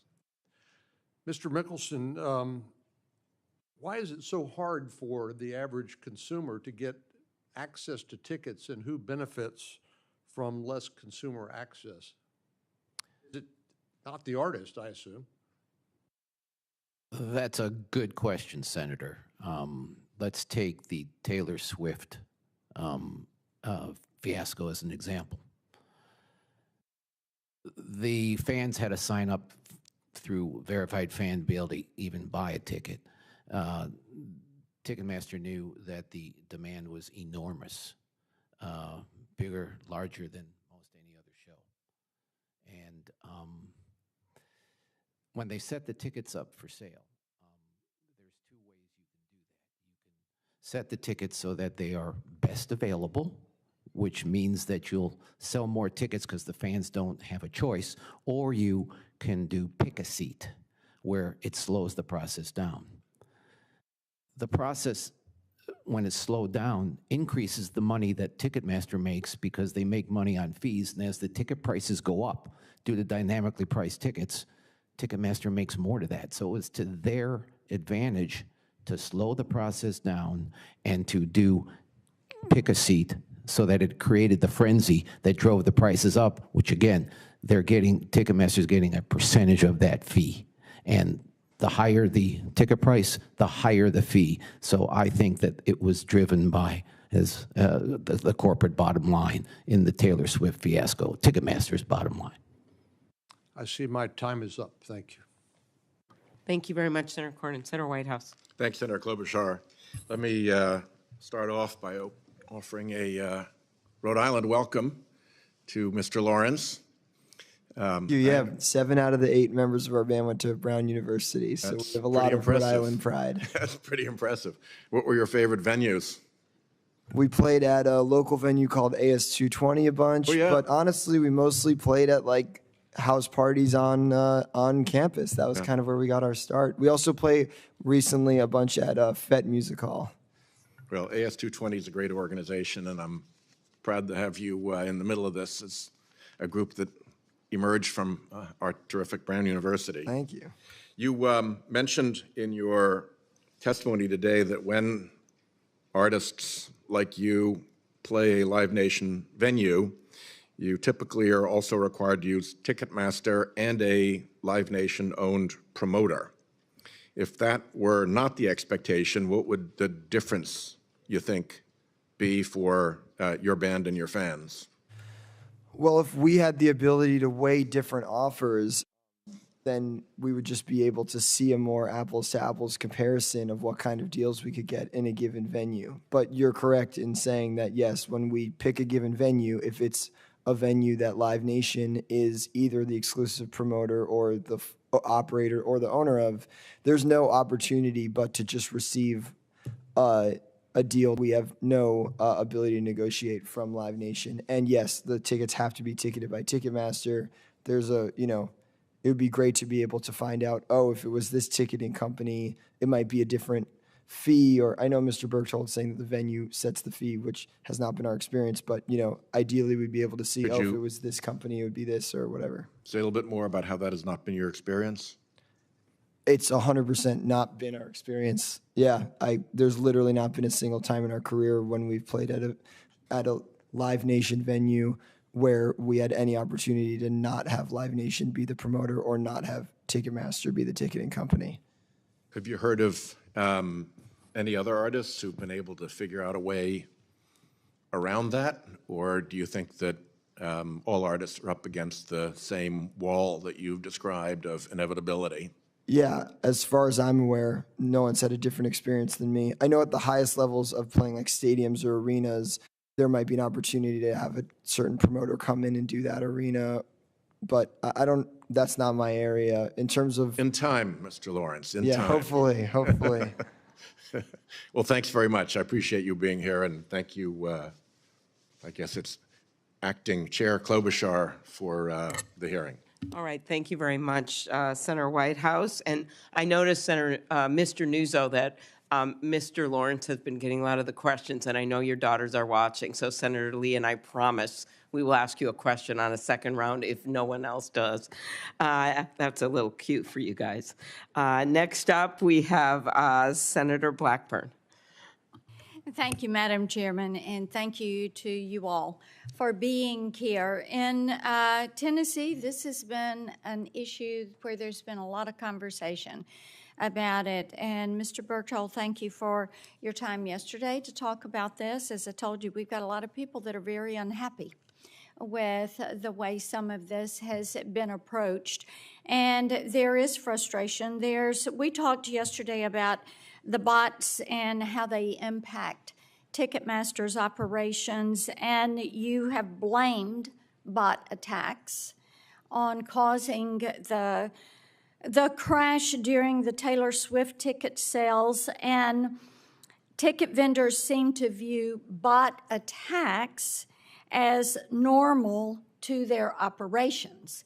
And Chair Durbin had mentioned, and of course we all know the Bots Act is something when I was in the House that got passed, signed into law.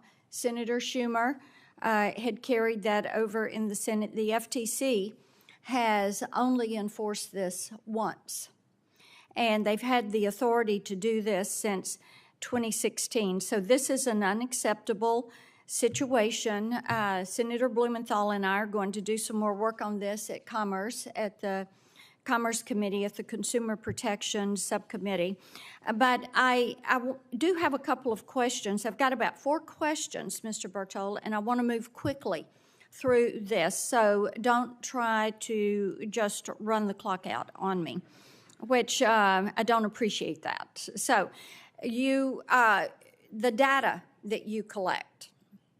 Now, there's a 2019 report that showed that Ticketmaster's app has more downloads and more active users than any of its competitors. And I bet if I went down, everybody would shake their head yes, that is correct. And you have the most monthly active user growth that anyone is seeing. So, and I want you to submit the answers to this to me in writing.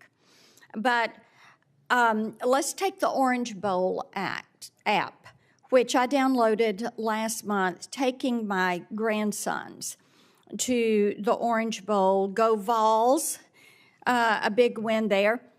That app is powered by Ticketmaster.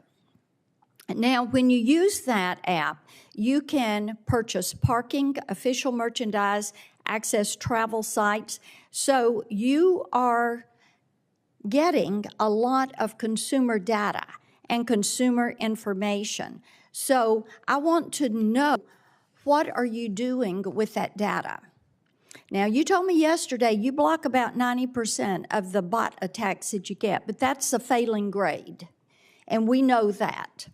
Because, and there ought to be people you can get some good advice from, because our critical infrastructure in this country, whether it is utilities, electric, water, power, banking services, credit card processors, payment processors, healthcare companies. You know what? They get bot attacks every single day by the thousands. By the thousands. And they have figured it out, but you guys haven't. This is unbelievable. You ought to be able to get some good advice from some people and figure this out. So what are you doing with the information? As you get this bot attacks, are they coming in here and scooping up consumer information? When consumers buy tickets from StubHub and they're required to return to Ticketmaster to have their order fulfilled, are you getting their data? And what are you doing with it? Are you then sharing it with these other vendors? What kind of protections are around it? How are you safeguarding this? So I would like a response to that in writing from you, because that is going to determine how we move forward. The FTC has the responsibility. They have the authority, but you, sir, are responsible to the consumers. You're controlling 70%, 80% of the ability of consumers to access tickets to sporting events, to concerts. And when I run into an entertainer, and Mr. Lawrence, you need to come to Nashville. We've been there. We just played a couple months ago. Come on back. Make it your home. Sure thing. People love Tennessee. But, you know, we need to have an answer to this. Yes, the FTC has the authority. Yes, the legislation was signed into law. I agree that they are not exercising it. But how many times have you called the FTC and said, we need your help? Yes, Senator, we will submit in writing the answers to your questions that you requested. How many times have you called the FTC and say, help me with this? We worked with the FTC on an investigation, I believe it was 2019 or 2020. We obviously during So you COVID called them shut once? down.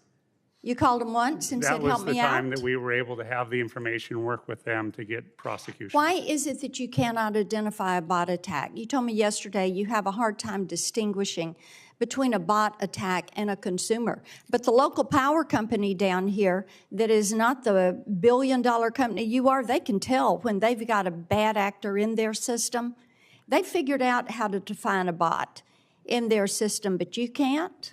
Do we need to make certain you have better people around your IT team? Yes, Senator, it is absolutely an ever-going arms race in terms of fighting the bots. These are bots that are not trying to generally break into our system. They're bots that are trying to impersonate people to get tickets on an automated basis faster and putting true fans at a disadvantage. It is American consumers, true fans, yes, American consumers. Madam Chairman, I have one other question if we do a second round. Okay, that'll be good. We will do a second round because we also want to get to solutions here. And I appreciate your question, Senator Blackburn. Next up, Senator Blumenthal. Thanks so much, Chairman Klobuchar, and thank you for your great work on this issue and so many others involving antitrust, and my thanks as well to Senator Lee. Thank you to everyone for being here today. Mr. Berchtold, I want to congratulate and thank you for an absolutely stunning achievement. You have brought together Republicans and Democrats in an absolutely unified cause. And may I suggest respectfully that, unfortunately, your approach today in this hearing is going to solidify that cooperation, because as I hear and read what you have to say, it's basically, it's not us. It's everyone but us. And the fact of the matter is that Live Nation, Ticketmaster, is the 800-pound gorilla here. You have clear dominance, monopolistic control. This whole concert ticket system is a mess. It's a monopolistic mess. And the numbers refute many of your arguments. That's the reason we've had two, count them, two consent decrees, and why the Justice Department is now investigating violations of that second consent decree. Ticketmaster had the temerity to imply that the debacle involved in pre-ticket sales was Taylor Swift's fault because she was failing to do too many concerts. And may I suggest respectfully that Ticketmaster ought to look in the mirror and say, I'm the problem. It's me. And the reason is quite simply that you are the ones ultimately responsible for the astronomically rising prices, the exorbitant hidden fees, the sold-out shows, the bots and scalpers. We just had an exchange with Senator Blackburn. You've reported once over this entire history, once, an instance involving bots. I agree with Senator Blackburn that there needs to be stronger enforcement by the FTC. It has taken almost no action against the bots, despite our support for the Bots Act. And that is the reason why I am supporting legislation, talking about remedies, legislation called the BOSS Act, which would require transparency, accountability for hidden fees, for bots. Will you support the BOSS Act? Yes, Senator, we would absolutely agree that. I'm sorry. Senator, we absolutely agree there are a lot of problems in this industry, and as the leading player, we have an obligation to do better. Will you support the BOSS Act? I don't know all of the specific elements. I know there are many elements that we agree upon. I believe there are some issues that we have some differing views, and we've offered to discuss those. We'd like to continue to discuss those going forward. Will you support legislation to require complete transparency, all in, to provide stronger enforcement powers against bots and scalpers? We absolutely support all-in pricing. We absolutely support greater enforcement, greater penalties, and expansion of the prohibition on bots. You know, the FTC has failed in some of its enforcement duties, but that is because Live Nation, Ticketmaster have failed to do the reporting that's required to enable enforcement. And I think that really betrays the contention that you have been active against it. And I think that consumers and artists and venues are all fed up with the system that exists right now. And I think to the people who are fed up, I would say, continue your criticism. If you're angry and frustrated, you have the power to demand action, and we should act with new legislation. If the Department of Justice establishes violation of the consent decree, unwinding the merger ought to be on the table. If the Department of Justice establishes facts that involve monopolistic and predatory abuses, there ought to be structural remedies, such as breaking up the company. We'll see what the Department of Justice finds. And to the FTC, we owe the duty of providing resources that are needed for more effective enforcement, and the incentives and the kinds of encouragement and support for action in this area. Let me ask you, will you support other kinds of legislation that would enable more transparency in this area? As a general concept, absolutely, we support more transparency. And I also commit that if you pass harder laws on bots with greater enforcement, that I will commit that we will do our part to support that. And will you take action against the bots? If we get the laws that are going to be enforced and supported and have real teeth and penalties against people, we will But do you our part. have the power right now to take action. Why haven't you done it? We have a limited level of power on something that hasn't been consistently enforced. You have unlimited power to go to court. Under the current Bots Act, which we have supported, we've given you the right of action. You are the only ones who have the resources and the knowledge to take effective action right now. Why haven't you done it? Well, we'd love the support of further laws, of working with the FTC, getting other information on the actual sale of the bot-generated tickets on the various secondary platforms. If you are concerned about artists, consumers, venues, and about the public interest, you would take action under current law. You have the right of action, you have the resources, and you have the kinds of legal authority to do it. And so that is why I come back to where I began. Your approach seems to be, it's everyone else who's responsible here, not us. And I hope that that approach will change in the future. Thank you, Madam Okay. Chair. Thank you, Senator Blumenthal. Next up, we have Senator Kennedy and then Senator Hirono.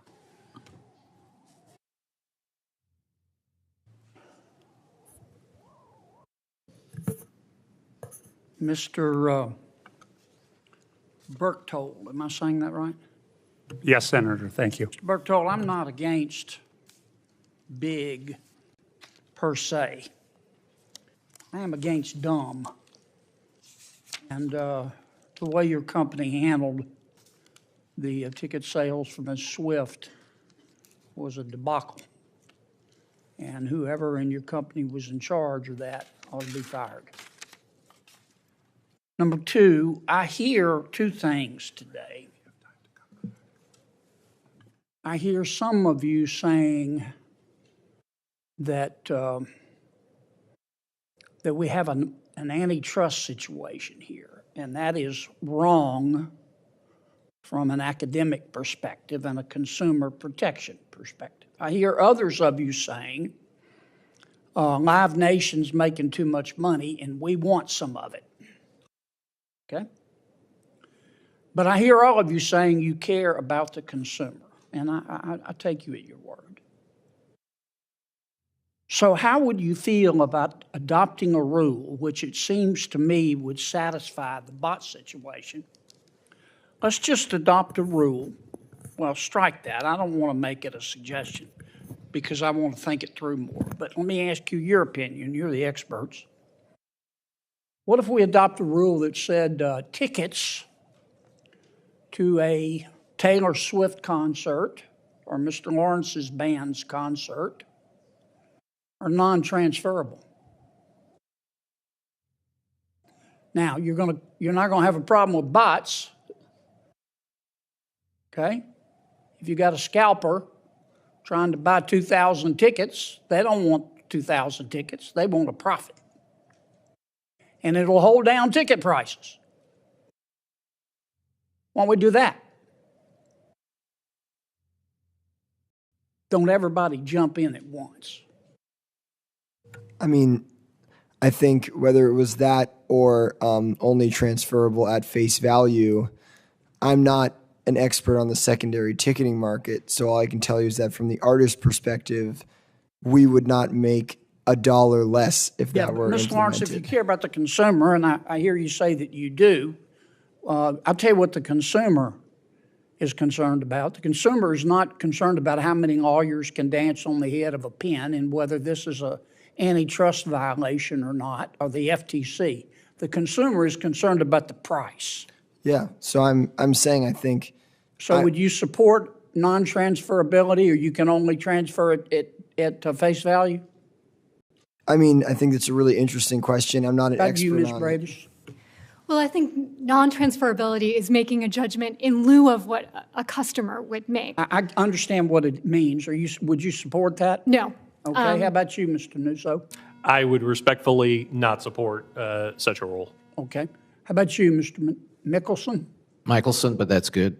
Yes, Senator, good question. Totally support non-transferability. Okay, thank you. Totally. Next, sir. We respectfully think transferability is important for consumers. You think it's important? Is it important for consumers or for the middlemen? Like, let's say I'm going to a show with Jerry and I buy the tickets. I want to be able to send that ticket to Jerry so that we can go together.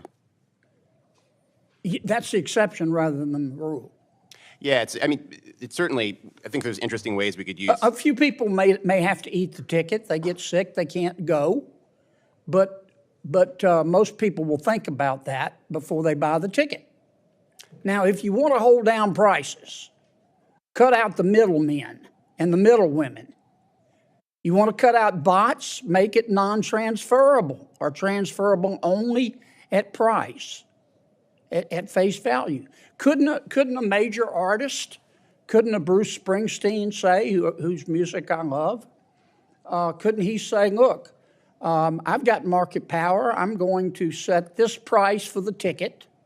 I'm going to set this price for the service fee, and it's going to be non-transferable. Couldn't an artist do that with market power? For sure. Yeah, I think it's an interesting idea, and Problem solved. Some artists have done that. Problem solved. For sure. How about that, Mr. Burkholdt? Yes, Senator, we would fully support an artist's right to make their shows non-transferable. Do you support non-transferability or not? We would support non-transferability, yes. Well, then why isn't a big part of the problem just solved? Okay? If you care about the consumer, you're going to hold the price down. You're going to cut out the middleman. Now, we still have the problem of some of your colleagues say you're making too much money. Some of them say, I hear them say, you're making too much money and we want some of it. I hear others saying, you're making too much money and that's hurting the consumer because those fees get passed on. If you care about the consumer, cap the price. Cut out the bots. Cut out the middle people. And if you really care about the consumer, give the consumer a break. Not every kid can afford whatever it is, $500 to go see Taylor Swift. And I'd like to see Ms. Swift or Mr. Springsteen or some of the other major artists step up and say, you know what? We're going to support non-transferability. And we're going to cap the fees that are added on here.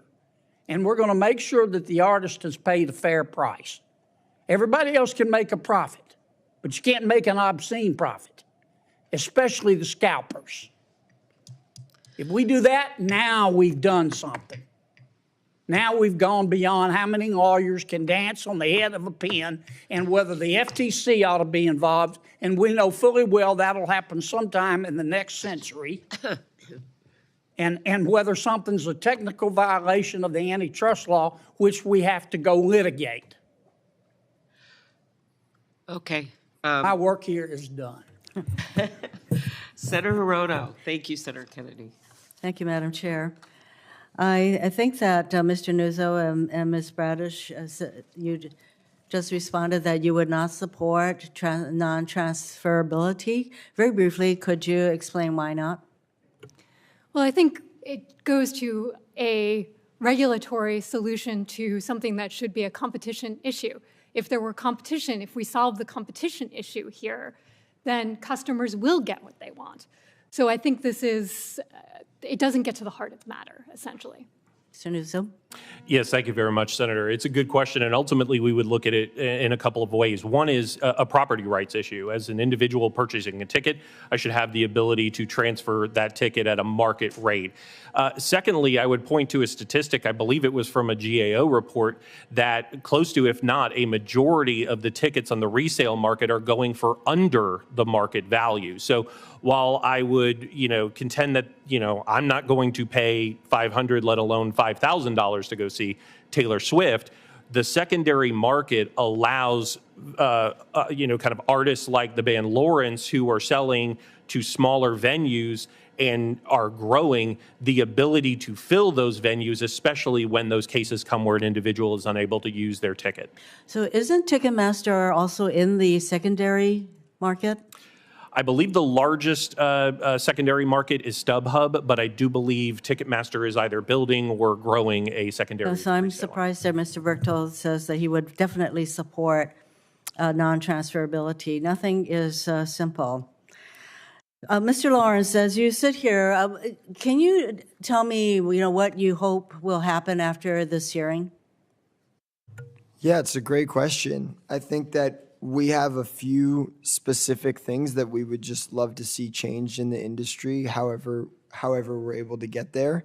To list a few, I think that dealing with this whole inconsistency around ancillary revenues, which is something that we're not talking about as much today, the idea that Live Nation or frankly most promoters typically take 20% or more of our gross merchandise sales from the night, under the idea that they're providing the real estate, but we're providing all the customers. As Mr. Nuzzo was talking about, you say you're going to see a Harry Styles show, you're not going to XYZ Arena. So how come we don't get any of their bar sales? That's one example. I could keep listing more. Expansion of off-platform ticketing or ticketing choice, caps on fees, like we're talking about. Greater transparency on the settlement sheets that we receive at the end of the night. That's a whole other conversation, but I could list 10 things about the way those are formatted and broken out in a way that feels not totally ideal or fair to artists. I could go on and on. So there are a number of things that we can do. Do these kinds of things for you to be able to probably negotiate better. Ms. Bradish, do we have to change any laws in order to enable an artist like Mr. Lawrence to do what he wants to be able to do? Well, I think we need to support strong antitrust enforcement. We have the agencies, the resources, and the legislation, the clarity of legislation that will enable them to attack practices like this. So yes, we need to support and give resources to the existing antitrust agencies and the existing laws, and we should consider other laws like Senator Klobuchar's law that would clarify and strengthen those antitrust laws. Also the BOSS Act, which Senator Blumenthal's bill, which I signed on to, which creates greater transparency. Yes. You testified, Ms. Bradish, that there should be a presumption for vertical mergers as we do for horizontal mergers. What would that presumption be for vertical mergers? Well, for vertical mergers, we can obviously look at the share in a particular market. We can look at the ability of the monopolist to exercise power in another market, downstream or upstream. There are a number of ways to get at the same problem, but the idea is that you give the DOJ or FTC a foothold in order to be able to bring the case before a court, a foothold to be able to say this is illegal. Do we need to amend the Sherman Act to create such a presumption for vertical mergers? Or do we need to strengthen the Clayton Act, Section 7? Well, I think that the current Clayton Act and Sherman Act don't have the presumptions for horizontal mergers. Those come from the case law. So we don't necessarily need to change the fundamental contours of the Clayton Act and the Sherman Act. In fact, I would suggest that the Clayton Act already builds this in. The Live Nation Ticketmaster merger has already occurred. I'm interested in what we can do to prevent this kind of market share capture in other vertical mergers. I just want to mention that we've been talking a lot about the debacle, I would say, of the Taylor Swift situation. And back in 2018, thousands of people in Hawaii tried and failed to get Bruno Mars tickets, and similar kinds of occurrences happened in Hawaii. And I heard Mr. Berchtold say that after the merger, they spent $1 billion to improve the Ticketmaster system. And so so you had in 2018, quite a few years after the merger, you had this similar kind of situation with Bruno Mars, and then you have Taylor Swift. So I'm just wondering what kind of improvements to the Ticketmaster system that is actually being followed. Thank you very much. Thank you very much, Senator Rona, for using that example. Next up, we have Senator Hawley. Thank you, Madam Chair. Thanks to the witnesses for being here. Mr. Berchtold, if I could just start with you. Your company is currently under a consent decree with the Justice Department. Is that correct? Yes, Senator. Running yeah. through 2025, is that right? Yes, Senator. This is because the Justice Department says that your company repeatedly conditioned and threatened to condition Live Nation's provision of live concerts on a venue's purchase of Ticketmaster's ticketing services. Is that correct? The Department of Justice alleged there were 6 instances in 2019 that they thought were violations. We agreed to extend the decree rather than to debate it in court because we had no interest in being perceived as defending the notion of threatening or retaliating. Yeah, well, kind of extraordinary to have a consent decree running for such a long period of time and have you not even fight it in court. Let's talk about what your company is doing to try to control the resale market. You've been pushing something called SafeTix, which, as I understand it, it's a digital ticketing system. You need your phone for it, right? There's an app. It generates a barcode that then regenerates every few seconds. You can't print it off. You've got to use the app for it. Is that basically correct? Do I have the basics right there? Yes, Senator. One of the major investments we've made over the past decade has been shifting ticketing from a paper ticket or a PDF to a on-the-phone digital ticket as a major issue towards security and to eliminate fraud. Yeah, so I want to come back to that, but just so I understand the way the system works. So once you've got the app, then somebody who's got a ticket on the app can digitally transfer that ticket to another app user, but they can't print it off and resell the ticket on StubHub, for instance. Is that correct? Yes, Senator, they cannot print it off because the notion of printing it would open susceptibility to fraud and duplication of that ticket. So you could only, let me just be clear about the way this works. You could only resell it through the Ticketmaster ecosystem. Is that right? No, Senator. Those tickets are often resold on StubHub, SeatGeek, and other secondary ticketing platforms. Okay. So let me just ask you about the counterfeiting question here. I mean, what kind of scale are we talking about here? I mean, what percentage of tickets sold in the secondary market do you think are counterfeited? Well, I think that in today's digital ticket, the counterfeit ticket has been all but eliminated. We still have a large issue with speculative tickets being sold where the seller doesn't actually own the right to the ticket but is selling it to the fan who's unaware of that.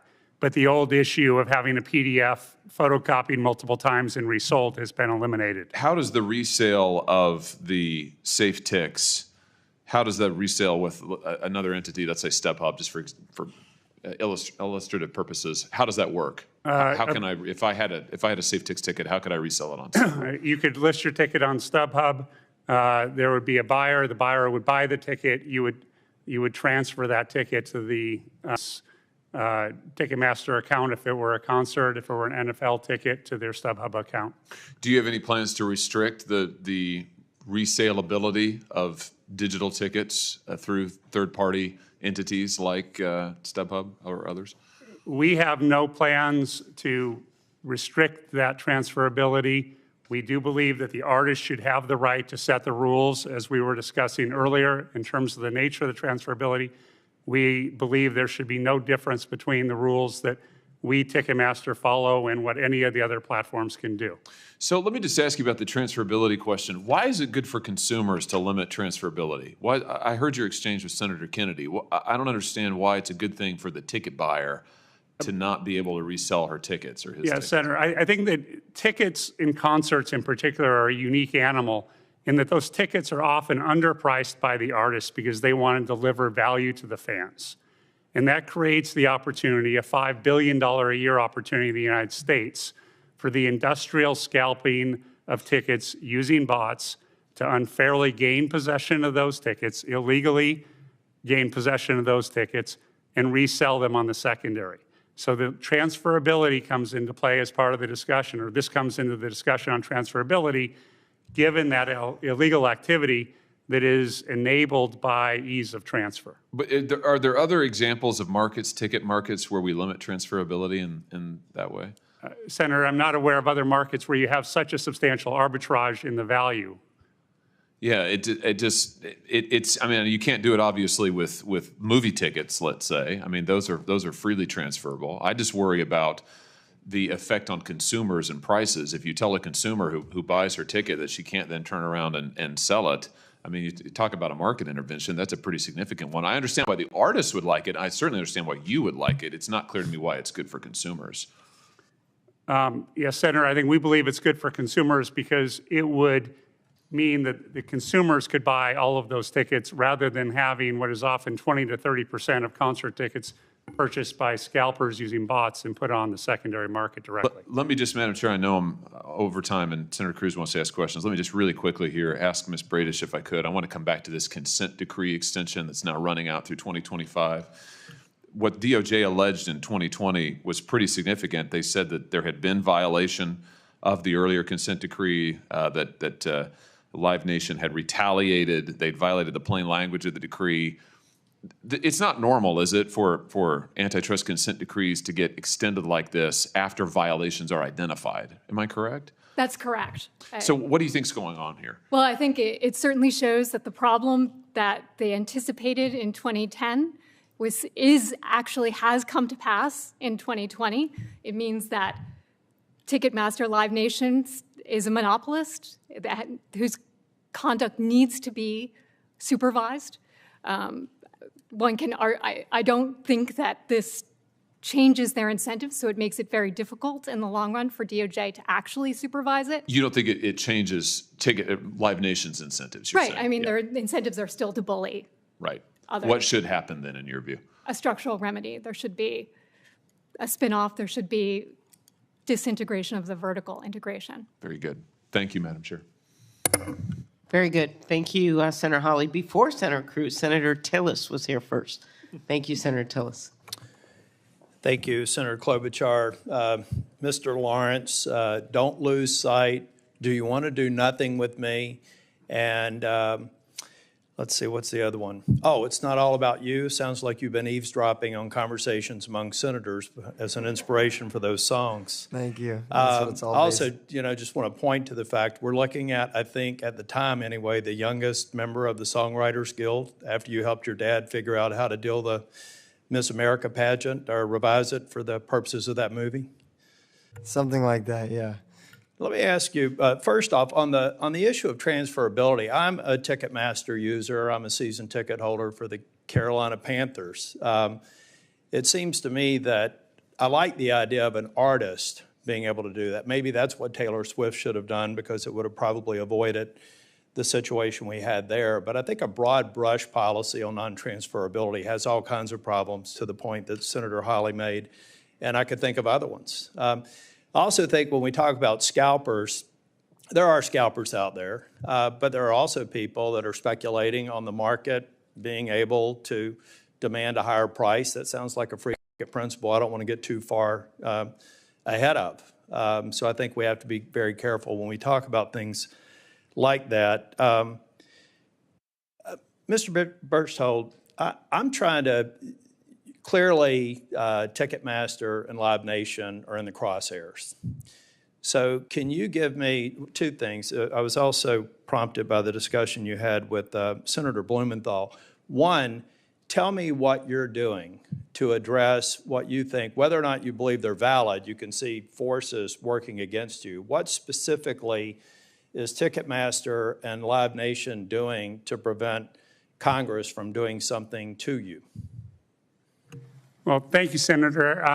I think that first we're here today. We'd like to engage in a discussion about what are the policy changes that can be made that can make this a better consumer experience. We believe all-in pricing makes a lot of sense. It simply is clear up front what price you're paying. We believe that there are absolutely deceptive practices that take place today in ticketing. I could give it. If I may, 'cause I'm going to stick to time. Yes, sir. Sorry. I think that it would, and I'm sure you're already thinking about it, but it's getting ahead of something that's probably, but for good faith efforts on you all's part, you may get a congressional prescription that's going to have some bad side effects. Mr. Lawrence, And this back to you also, Mr. Berchtold.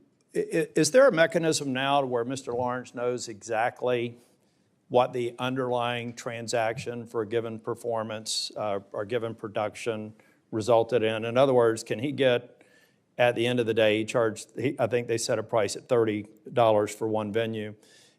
Is there any sort of back-end reporting to a performer saying this is how it all stacked up and this is how everybody in the mix actually benefited from it?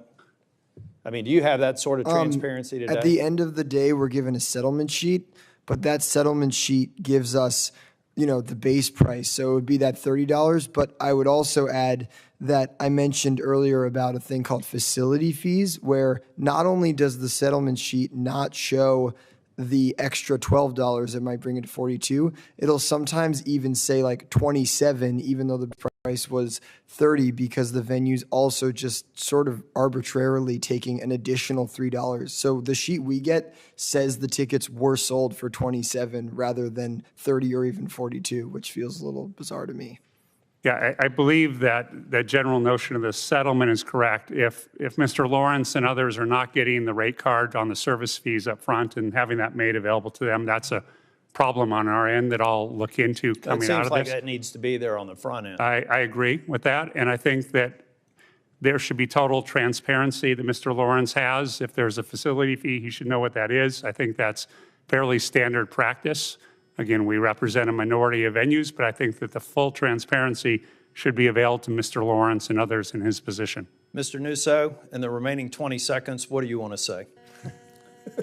I think transferability is extraordinarily important. I think, to your point about there are far more externalities and side effects to completely excluding transferability, and that's something that kind of underscored the first part of my remarks this morning. I think as we go through I for one love hyper-competitive market forces, where we get into the rub as to what extent has it gone from hyper-competitive to anti-competitive. And I think that this hearing and subsequent discussions are going to be helpful to strike the right balance.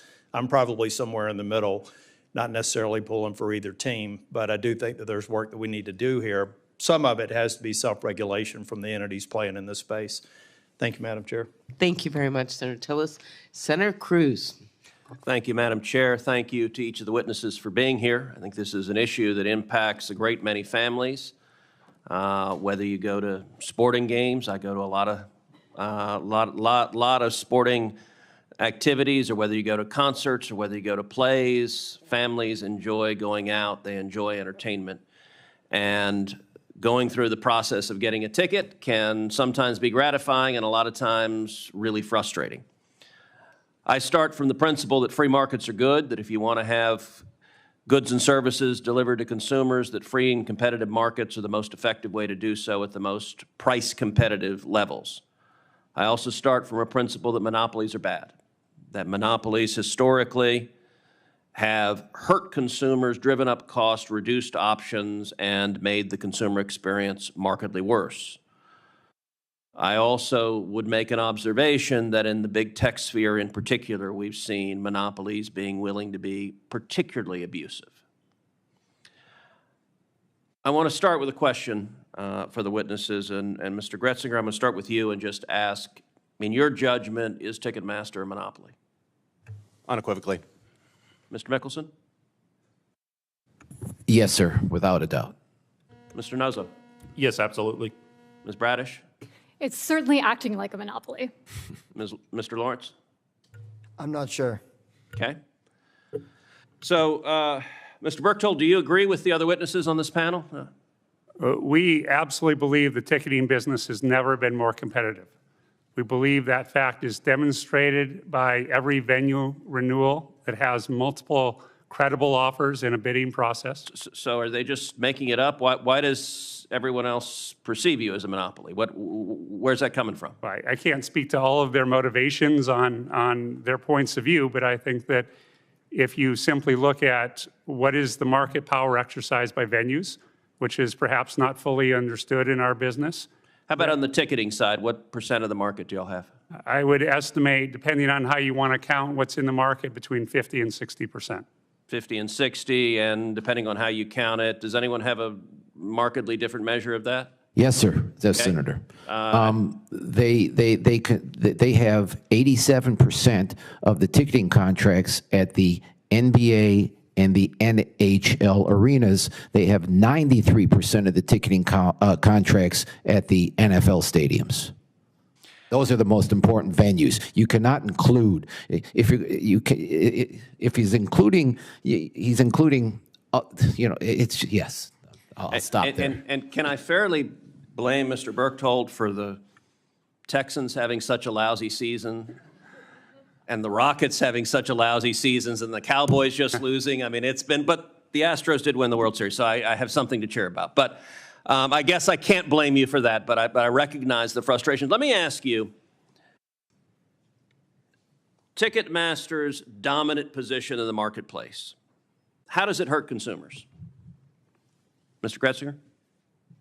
Most fundamentally by eliminating competition. There's not a vibrant group of dozens of companies out there competing to build the best consumer experience. And what does that mean if you want to go see a game? What does that mean for a consumer? How is life worse because there's not a more effective competition in the marketplace? It means you're beholden to whatever Ticketmaster Live Nation gives you, and they have an incentive to not innovate and to maintain the status quo because the status quo benefits them versus having a vibrant group of competition that's working to do what's best for consumers, artists, venues, all of the stakeholders in this industry. Mr. Mickelson? It's a bigger question than just Ticketmaster, because when you combine Live Nation with Ticketmaster, it's the different question. All right, well, answer it that way then, the two together. Yes. Look, the combination of the two provides them with a different business model than the rest of us independent promoters. We have to make money at putting on concerts. They don't, because they make more money from ticketing and from sponsorship than they do from concerts. And concerts is basically a lost leader for them to bring more talent and bring more content to the arenas that they're servicing to get the ticketing contracts. So your testimony is they're essentially undercutting the competition in the live performance market and subsidizing it using the ticket revenue. Ticket revenue and sponsorship revenue, yes. Okay. Mr. Nuzza? And here's how it looks to the consumer. A friend of mine sent me a screenshot of a ticket purchase she made for, I believe it was a Shania Twain concert in Orlando, and the tickets were $227 each, but when she got to the final screen where she had to actually hit the button to make the order, they turned into $291 a piece. That works out to a 30% bump on the very last screen of the transaction. She had no choice at that point but to accept that bump in price. That's how it looks to a consumer. Ms. Bradish? Well, I think Sal brings up a great point with choice. It reduces the choice, not just of consumers who have to pay higher ticket fees, but also of artists like Mr. Lawrence. They don't have a choice of what venues to go to, what ticketing businesses that they will be dealing with. And for others all up and down the supply chain in live entertainment, these kind of behaviors reduce choice. And Mr. Lawrence, finally for artists, what's the impact? The impact is that we have very little say or transparency or choice in a lot of aspects of how the financials of our deals are put together, and no say or choice or visibility in what our fans experience when buying our tickets. And if the chair will give me the indulgence of one very quick final question. Sure. Which is one of the things that's come up has been all-in ticketing, both for consumers and/or transparency for artists. Do any of the witnesses disagree with the proposition that that would be a good idea and a material improvement from where we are today? No disagreement from JAM as an independent promoter, none. Okay, well, some area of agreement, that's always a good thing. Now, if you could help the Texans, that would be appreciated. All right, thank you, Senator Cruz. And I just want to clarify, Senator Cruz had some good questions about the market percentage of you, Mr. Michelson, and you brought them up. And because I think people need to hear these numbers. So according to your testimony, 87% of Billboard's top 40 tours in 2022 were performed at venues ticketed by Ticketmaster. Is that right? That is correct. And 87%. Yes, correct. And do you disagree with that, Mr. Brookto? I don't know the numbers that he's talking about. I haven't done the analysis, so I couldn't comment Okay, on well, it. we'll do that in writing, but it seems to me like that's a lot. Okay, and then secondly, another thing that he brought up, you brought up, Mr. Michelson, in answer to Senator Cruz. Today, 87% of NBA teams, 87.5% of NHL teams, and 93% of NFL teams, I assume including the Vikings, have exclusive ticketing agreements with Ticketmaster. Is that right? That is correct, and the teams are broken down in my testimony that I provided. Okay. Dispute? That seems inconsistent, Senator, with the information that I indicated about SeatGeek taking between 2018 and 2022, 15% of the NFL and the NBA market. Okay, well, I would say that I do acknowledge we absolutely have the leading share in those because there's no mystery. We have the best product. And we have a product that is particularly suited to the very complex requirements. We were just doing facts here, so, but I understand your answer. Mr. Grossinger, do you want to reply to that? Yeah, I wholeheartedly disagree with the assertion around product. I think we don't know who has the best product because there's not competition. There's only one real choice that a venue can make. Okay, and then in 2020, and the DOJ confirmed that Ticketmaster has been the, quote, largest primary ticketing service provider for major concert venues in the United States for at least 3 decades. I don't think we doubt that. Anyone? Okay. Next, Live Nation revenue grew from $5 billion to over $11.5 billion from 2010 to 2019. Is that correct, Mr. Brookholt? I don't have the exact numbers, but that sounds right. Okay. Then we have, I'm just going to quote from a New York Times article, 2018, that said this, and if it's wrong, you tell me, and maybe it's changed a bit because it's 2018. Ticket prices are at record highs, service fees are far from reduced, and Ticketmaster, part of the Live Nation empire, still tickets 80 of the top 100 arenas in the country. No other company has more than a handful. No competitor has risen to challenge its preeminence.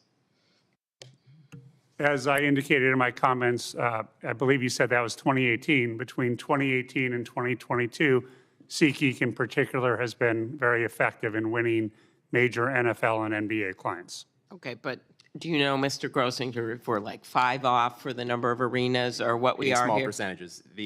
My data, which our team pulled, was that Ticketmaster is the primary ticketing provider for more than 80% of the NBA, NHL, and NFL teams. I would also note... More than, say it again? More than 80%. 80%, yeah. And that was around the same percentage back in 2009 when we were first looking at this. Yeah, I just want to dispel this notion, Ms. Bradish, that this is not a monopoly. And then we can go from there about solutions. So let's talk about that. Ms. Bradish, you talked about the need to update our antitrust law. Senator Lee and I have had numerous hearings. We have made headway, as I noted, at the end of the year to focus to help our antitrust enforcers so they're not taking on the biggest companies the world has ever known with duct tape and Band-Aids when we know there are a number of people that work at these agencies, or in some cases less than it was during the Nixon administration, and yet these companies have grown bigger and bigger. So I appreciate the support of the United States Senate on this front, Democrats and Republicans.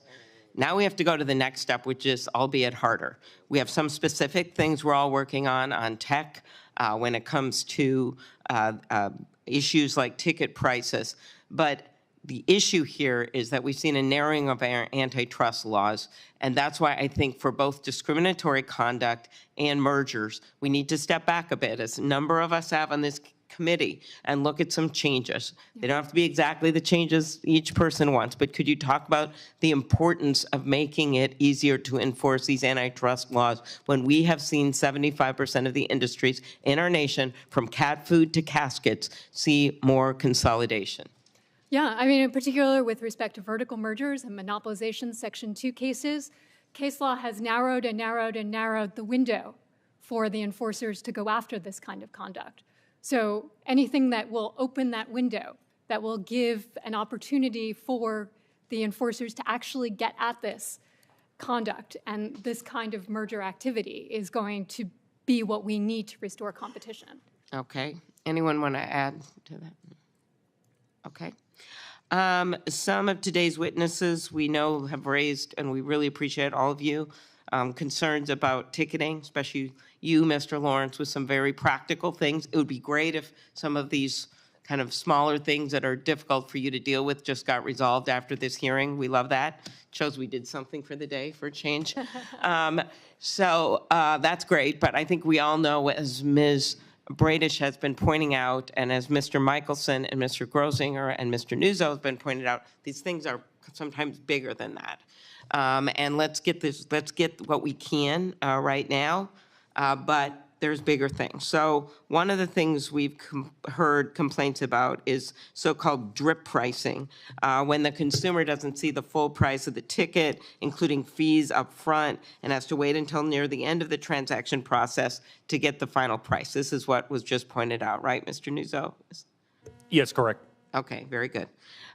Should Congress mandate all-in pricing on ticketing platforms so that the full ticket price is disclosed up front? I would stipulate that there is likely an interstate commerce reason for Congress to act in this capacity. I live in North Florida. There are a lot of people from South Georgia that come to Tallahassee occasionally when the Florida State Seminoles are having a winning season. And so from the extent and the nexus of interstate commerce, I would stipulate there's probably a window for Congress to act, even though I would also like to state on most issues, I am a states person. I just guessed it, but okay. Anything anyone wants to add to that? I noticed you were consulting with, I would like to say your lawyer, but it's your bandmate, Mr. Lawrence, in answer to this question. It was very, very impressive. All right, go ahead. I just wanted to say, I think while the spirit of the all-in pricing thing is a great idea, a concern that I have is if artists continue to have no say in the on-top portion of the fees, then like while, as we talked about, I do have a say in setting the base ticket price, all of a sudden if I set a ticket price of 30, but then they're just seeing an all-in fee of 50, at least in the current system, fans know which is the base ticket price and which is the fee. So even if the drip pricing were eliminated, it would still be great. So you want to do something up front to... If there was something on that first screen that still said, these are the added Ticketmaster fees, so that the fans know... That was my second question. Like, you should be a senator, I think, here. So what you're saying is you want to have you want to know, differentiate on the fees, and then you also want to deal with this. But what I really want is for artists to have a say in those fees and for them to be lower. But in the under the current system where we have absolutely no say or transparency in the fees, I wouldn't want to have to take any responsibility of those to our fans. Okay. We have anyone on this? Okay. We also have heard about sellers offering to sell tickets they don't even have. That's speculative ticket sales when they don't have it. Is that something that Congress should prohibit? Mr. Michelson. Definitely. I mean, you go on, you go online and on any high demand show, and they're selling tickets that they do not have. Absolutely, and Mr. Bergthold could certainly opine about that, but that needs to be banned somehow. I don't know whether it's Congress or by state, but something needs to be done. It's deceptive and just not right. Okay.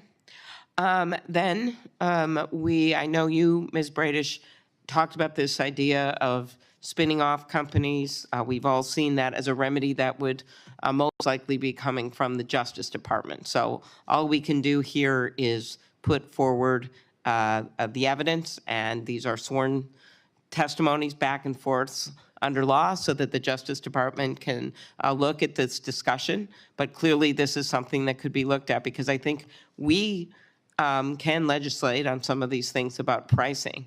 But if you truly have a situation where you have a monopoly on these three corners of this triangle, right, which is this combo of the ticketing and the promotions and then the arenas, or not all arenas are on the long contracts, long-term contracts on the arenas. That is also an issue that that creates this problem for us, where the customers are basically in the middle. So anything anyone wants to comment about that and how that would aid you in competing, Mr. Grosinger? Oh, Mr. Michelson. Thank you. Again, when I look back at history, which always guides us, I look back at the Paramount case, U.S. versus Paramount in the late 40s, where the movie studios contracted and controlled the actors. They made the films, they had the distributor, and they had the movie theaters that those played in. The government broke that up, and then it became fairer for everybody else to compete. So I think that's a solution you need to look at. I think another solution might be maybe no exclusive ticketing contracts at buildings. In Europe, in the UK, they don't have exclusive That's what ticketing my contracts. last question was going to be, and we'll Sorry. count that answer. No, it's interesting. So they don't have that. Right. In Europe. Okay. All Another- right. Anything more? Oh, sorry, I was just going to mention, another difference between the Europe and US market is that for Europe soccer teams, for EPL teams, they typically don't have concerts. So they're not worried about this whole concert threat that we've been talking about. And as a result, you see a markedly different market outcome where those venues actually make the ticketing decision based on the merits of the product, what's actually best for their fans and best for their business. And we've been talking about the 80% or so market share that Ticketmaster has here in the US among major sports teams. That's only 20% of EPL teams, whereas SeatGeek's fortunate, due to a stronger product, to have about 10 of the 20 EPL teams there. Okay. Senator Lee is deferring to Senator Blackburn. Thank you. Thank you, Madam Chairman. Let me just say, we do appreciate you all being here, and we need, Music City USA needs you all to be successful. And this is an issue of fairness, whether it is the consumer, whether it's the artist, whether it is the production manager.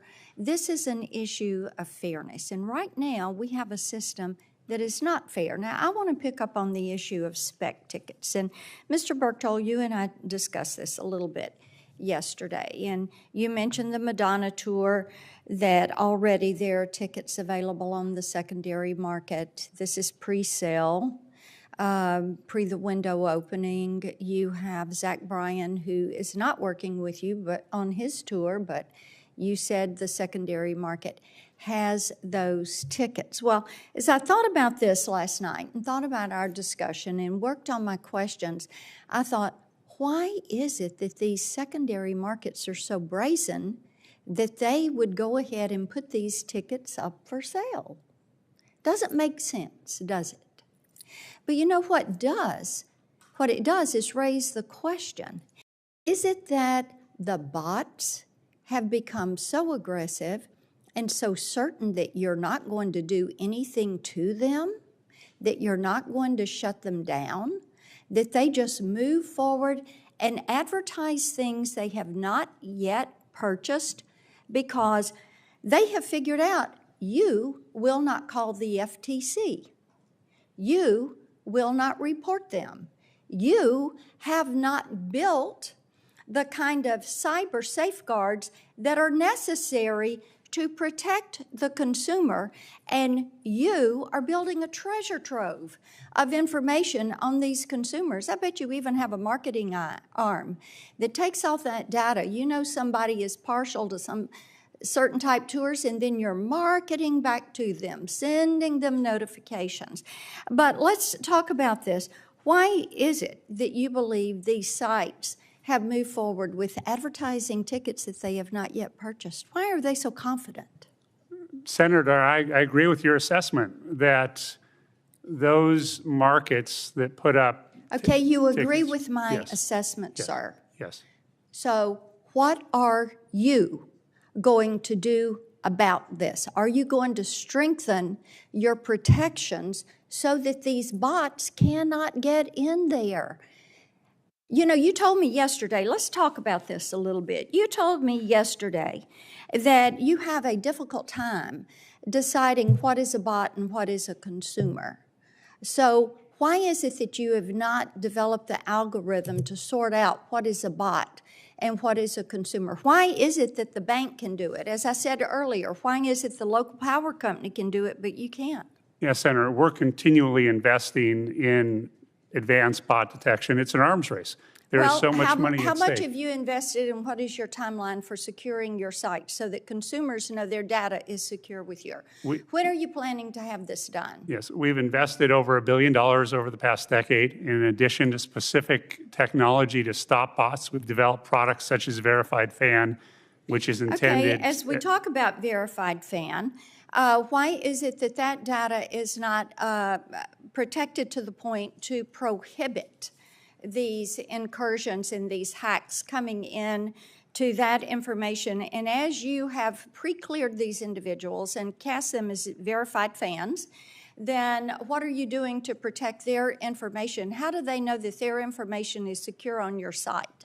Yes, Senator, using Verified Fan, the bots haven't gotten in, but that does not stop them from attacking the system. Well, you told us that with the Taylor Swift instance, that it was the Verified Fan that was a problem. So is Verified Fan safe or is Verified Fan not safe? I mean, what are we looking at here? Verified Fan was effective in making sure that the tickets that were sold to fans. It was successful in that we are compliant with CCPA, with GDPR in terms of data security. It was an issue of the load on the system from the combination of bots pretending to be humans to try to get in. So you were underestimating the popularity of a Taylor Swift concert and ticket. Now, let me ask you about this. This is another thing I thought about from our conversation yesterday.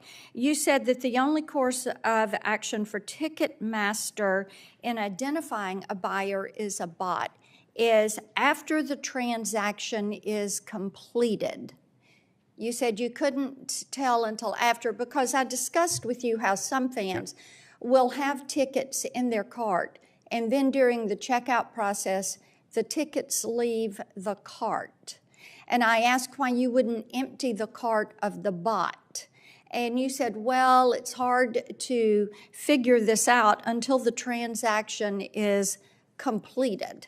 So why is it that you can only do that? Why can you not algorithmically flag these suspicious transactions during the sale process? Because once they've got that, then the consumer can't get that ticket. Once they are into somebody's cart and you are processing that card, then that's not available to the consumer. So, sir, with all due respect, you have not solved your problem by saying, well, we flag it at the end. The issue is you have got to beef up your systems, your verification systems. You have to strengthen your cyber protections. It sounds like you need some good advice on how to follow some of the protections that are there for financial institutions and credit card processors and healthcare institutions and utilities. And we are hopeful that you're going to be able to do that. As I said, we need all of you to be successful and to be fair. And by the way, Mr. Lawrence, come to Nashville. Be happy to have you there. Thank you. There you go. Good invitation. Senator Lee. Thanks so much. We've had a lot of talk in the last few rounds about restrictions on the ability of a consumer, a purchaser of a ticket, being able to sell it to someone else. A lot of people seem to think that's somehow a solution. I think it's a nightmare dressed like a daydream. I don't think we ought to go there. There are a lot of complaints about doing this. Look, no one is particularly fond of scalpers, generally speaking, but this isn't about scalpers. This is about the purchasers of the tickets themselves. They may have perfectly legitimate reasons, whether it's a change of plans or otherwise, to resell tickets that they've already purchased. In a number of states, including New York, Illinois, and my home state of Utah, we have laws that restrict these sorts of things. In Utah specifically, the Ticket Transferability Act in place in my state requires that at least 90% of tickets for an event be transferable. And so, Mr. Nuzzo, we'll start with you on this one. Do you think federal policymakers ought to take a similar approach with this, or is this particular issue best left to the states? Thank you, Senator. And I would reiterate the comment I made earlier about there being a nexus with interstate commerce. In any state, you are going to have folks from out of state purchasing tickets to an in-state concert event, sports stadium. So there is a role for the Congress to play in this. Is it one that needs to be played? I mean, you're not suggesting that there would be a dormant commerce. I couldn't resist. It wouldn't be a dormant commerce problem with the states doing it. No, I do not. But I do recognize the efficiencies by a federal solution as opposed to a 50-state patchwork in this realm. Now that makes sense. Ms. Bradish, the most common justification that we hear when this sort of thing comes up about ticket transferability is that artists want it. And now the artists, as the argument goes, want to stop scalpers and help their friends, help their followers, their biggest fans. But why should artists be able to tell their fans what to do with a ticket purchased from the venue? And does that really sound like something that you would do in defense of the very same people you want to buy your ticket, is tell them if you've got a change of plans, you're out of luck? Or does it sound more like Ticketmaster and certain other actors, including in some cases artists, are simply sharing monopoly rents? Exactly. And I think what this points out is that when an industry suggests its own cures, we also have to look at the possibility that it has another effect, which is, in this case, perhaps to keep customers within the Ticketmaster ecosystem. Right, right. Mr. Grutzinger, sticking to the issue of ticket transferability, it seems to me that impairing transferability might also harm competition and therefore consumers by preventing legitimate secondary ticketing companies from gaining any traction. And the logic there is that if you're stopping legitimate secondary ticketing companies from gaining any traction, you're also forestalling would-be future nascent competitors who could rise up through the marketplace and potentially challenge Ticketmaster. Do you share this concern? Yeah, I think that's exactly right. I think this industry already lacks competition. Reducing transferability just exacerbates that problem. A related issue is if the incumbent were to allow transferability but only on its own platform, or only allow fulfillment on its own platform. It's a way to force all consumer data and all transaction fees onto that platform. Right. Now, Mr. Burchell, if I purchase a ticket on Ticketmaster, is that my ticket? And if it's my ticket, isn't that my property to use or dispose of or transfer as I deem fit? Yeah, Senator, I think this discussion on transferability exists simply because of the volume of industrial scalping that takes place, the harvesting of those tickets that disrupts the relationship between the artist and the fan. And as we submitted, one of the notes was a letter from Garth Brooks, who's well known for being one of the leading advocates of providing a great show and a great value for his fans, who called out very specifically that it's the scalping that takes place that is the origin of the problems that we have, and everything else is a derivative issue. Well, there are other issues, of course, and that may be his view, but he's not, I don't think he's necessarily considering the Consumer Welfare Standard or the Sherman Act or the Clayton Act when making that statement. So I'm going to ask you this.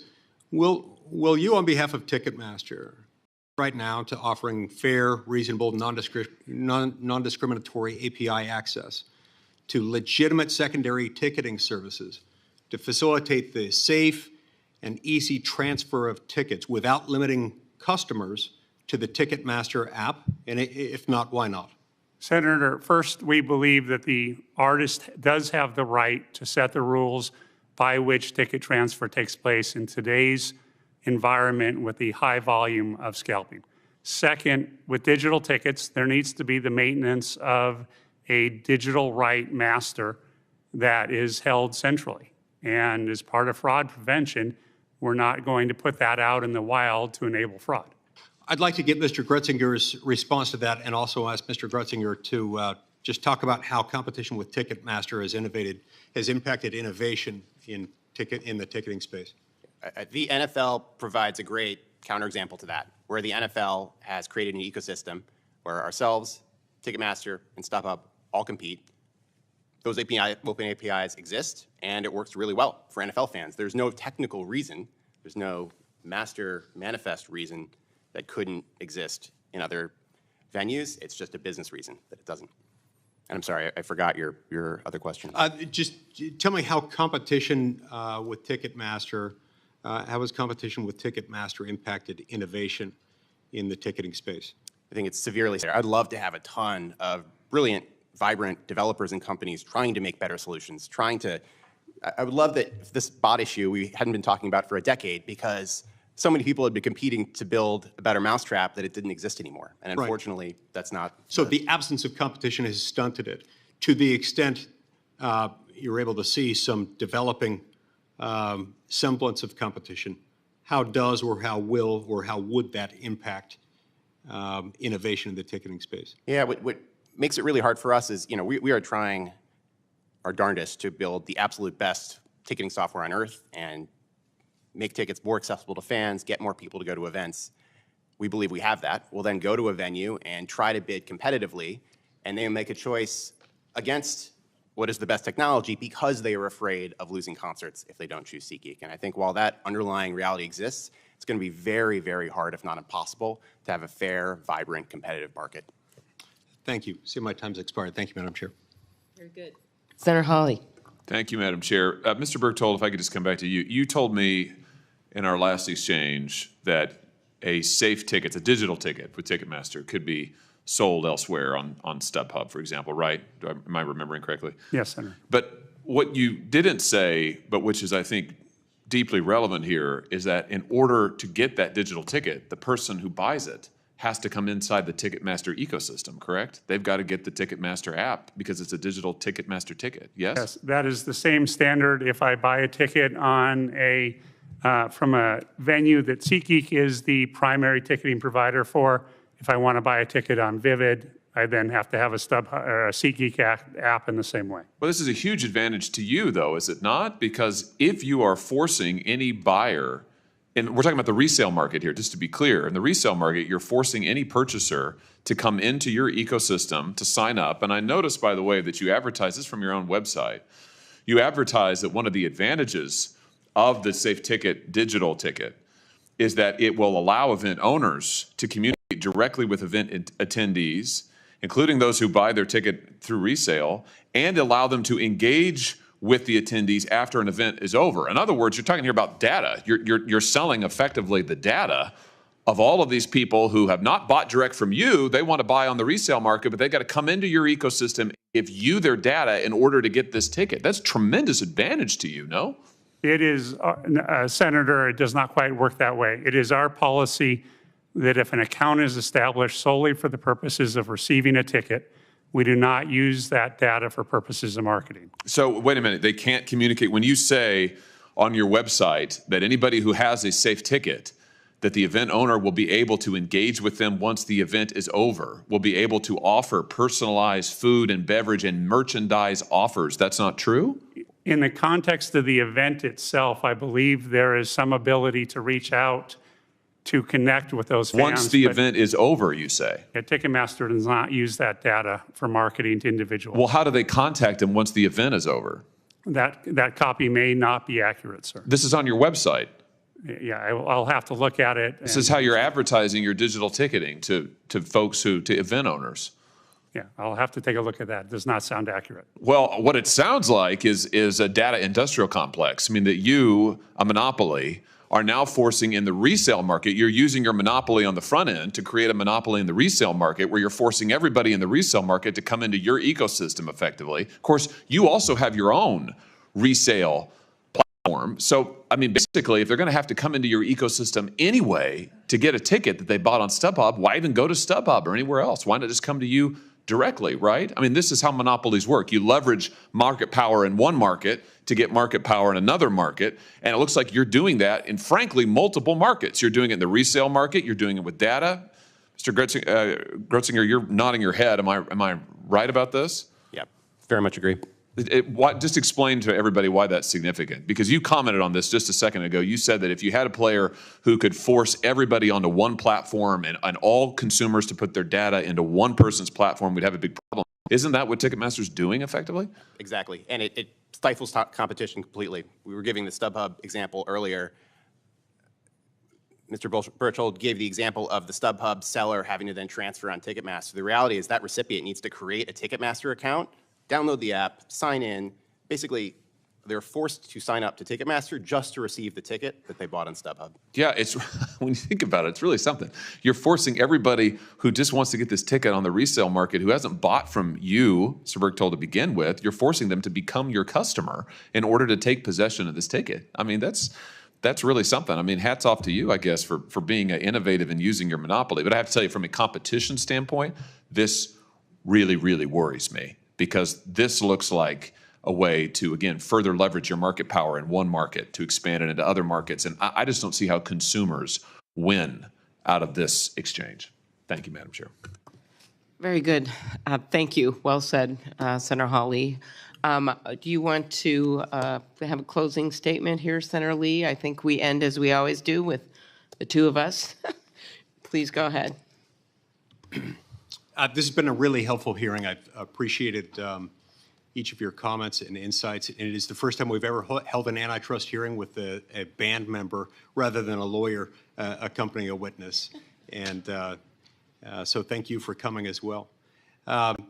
This is an important issue, and it relates to a lot of things that we confront on this subcommittee from time to time. It deals with the intersection of consumer rights, consumer welfare, and our antitrust laws. And so it's very important that we maintain fair, free, open, and even fierce competition in this and as in every other space. And the reason we focus on that is because when there's competition, it does two things, both of which are very valuable to the average American. It increases quality and it reduces price. We want those things to happen. And so that's why we focus as we do on this. I have to throw out, in deference to my daughter Eliza, one more Taylor Swift quote. Karma's a relaxing thought.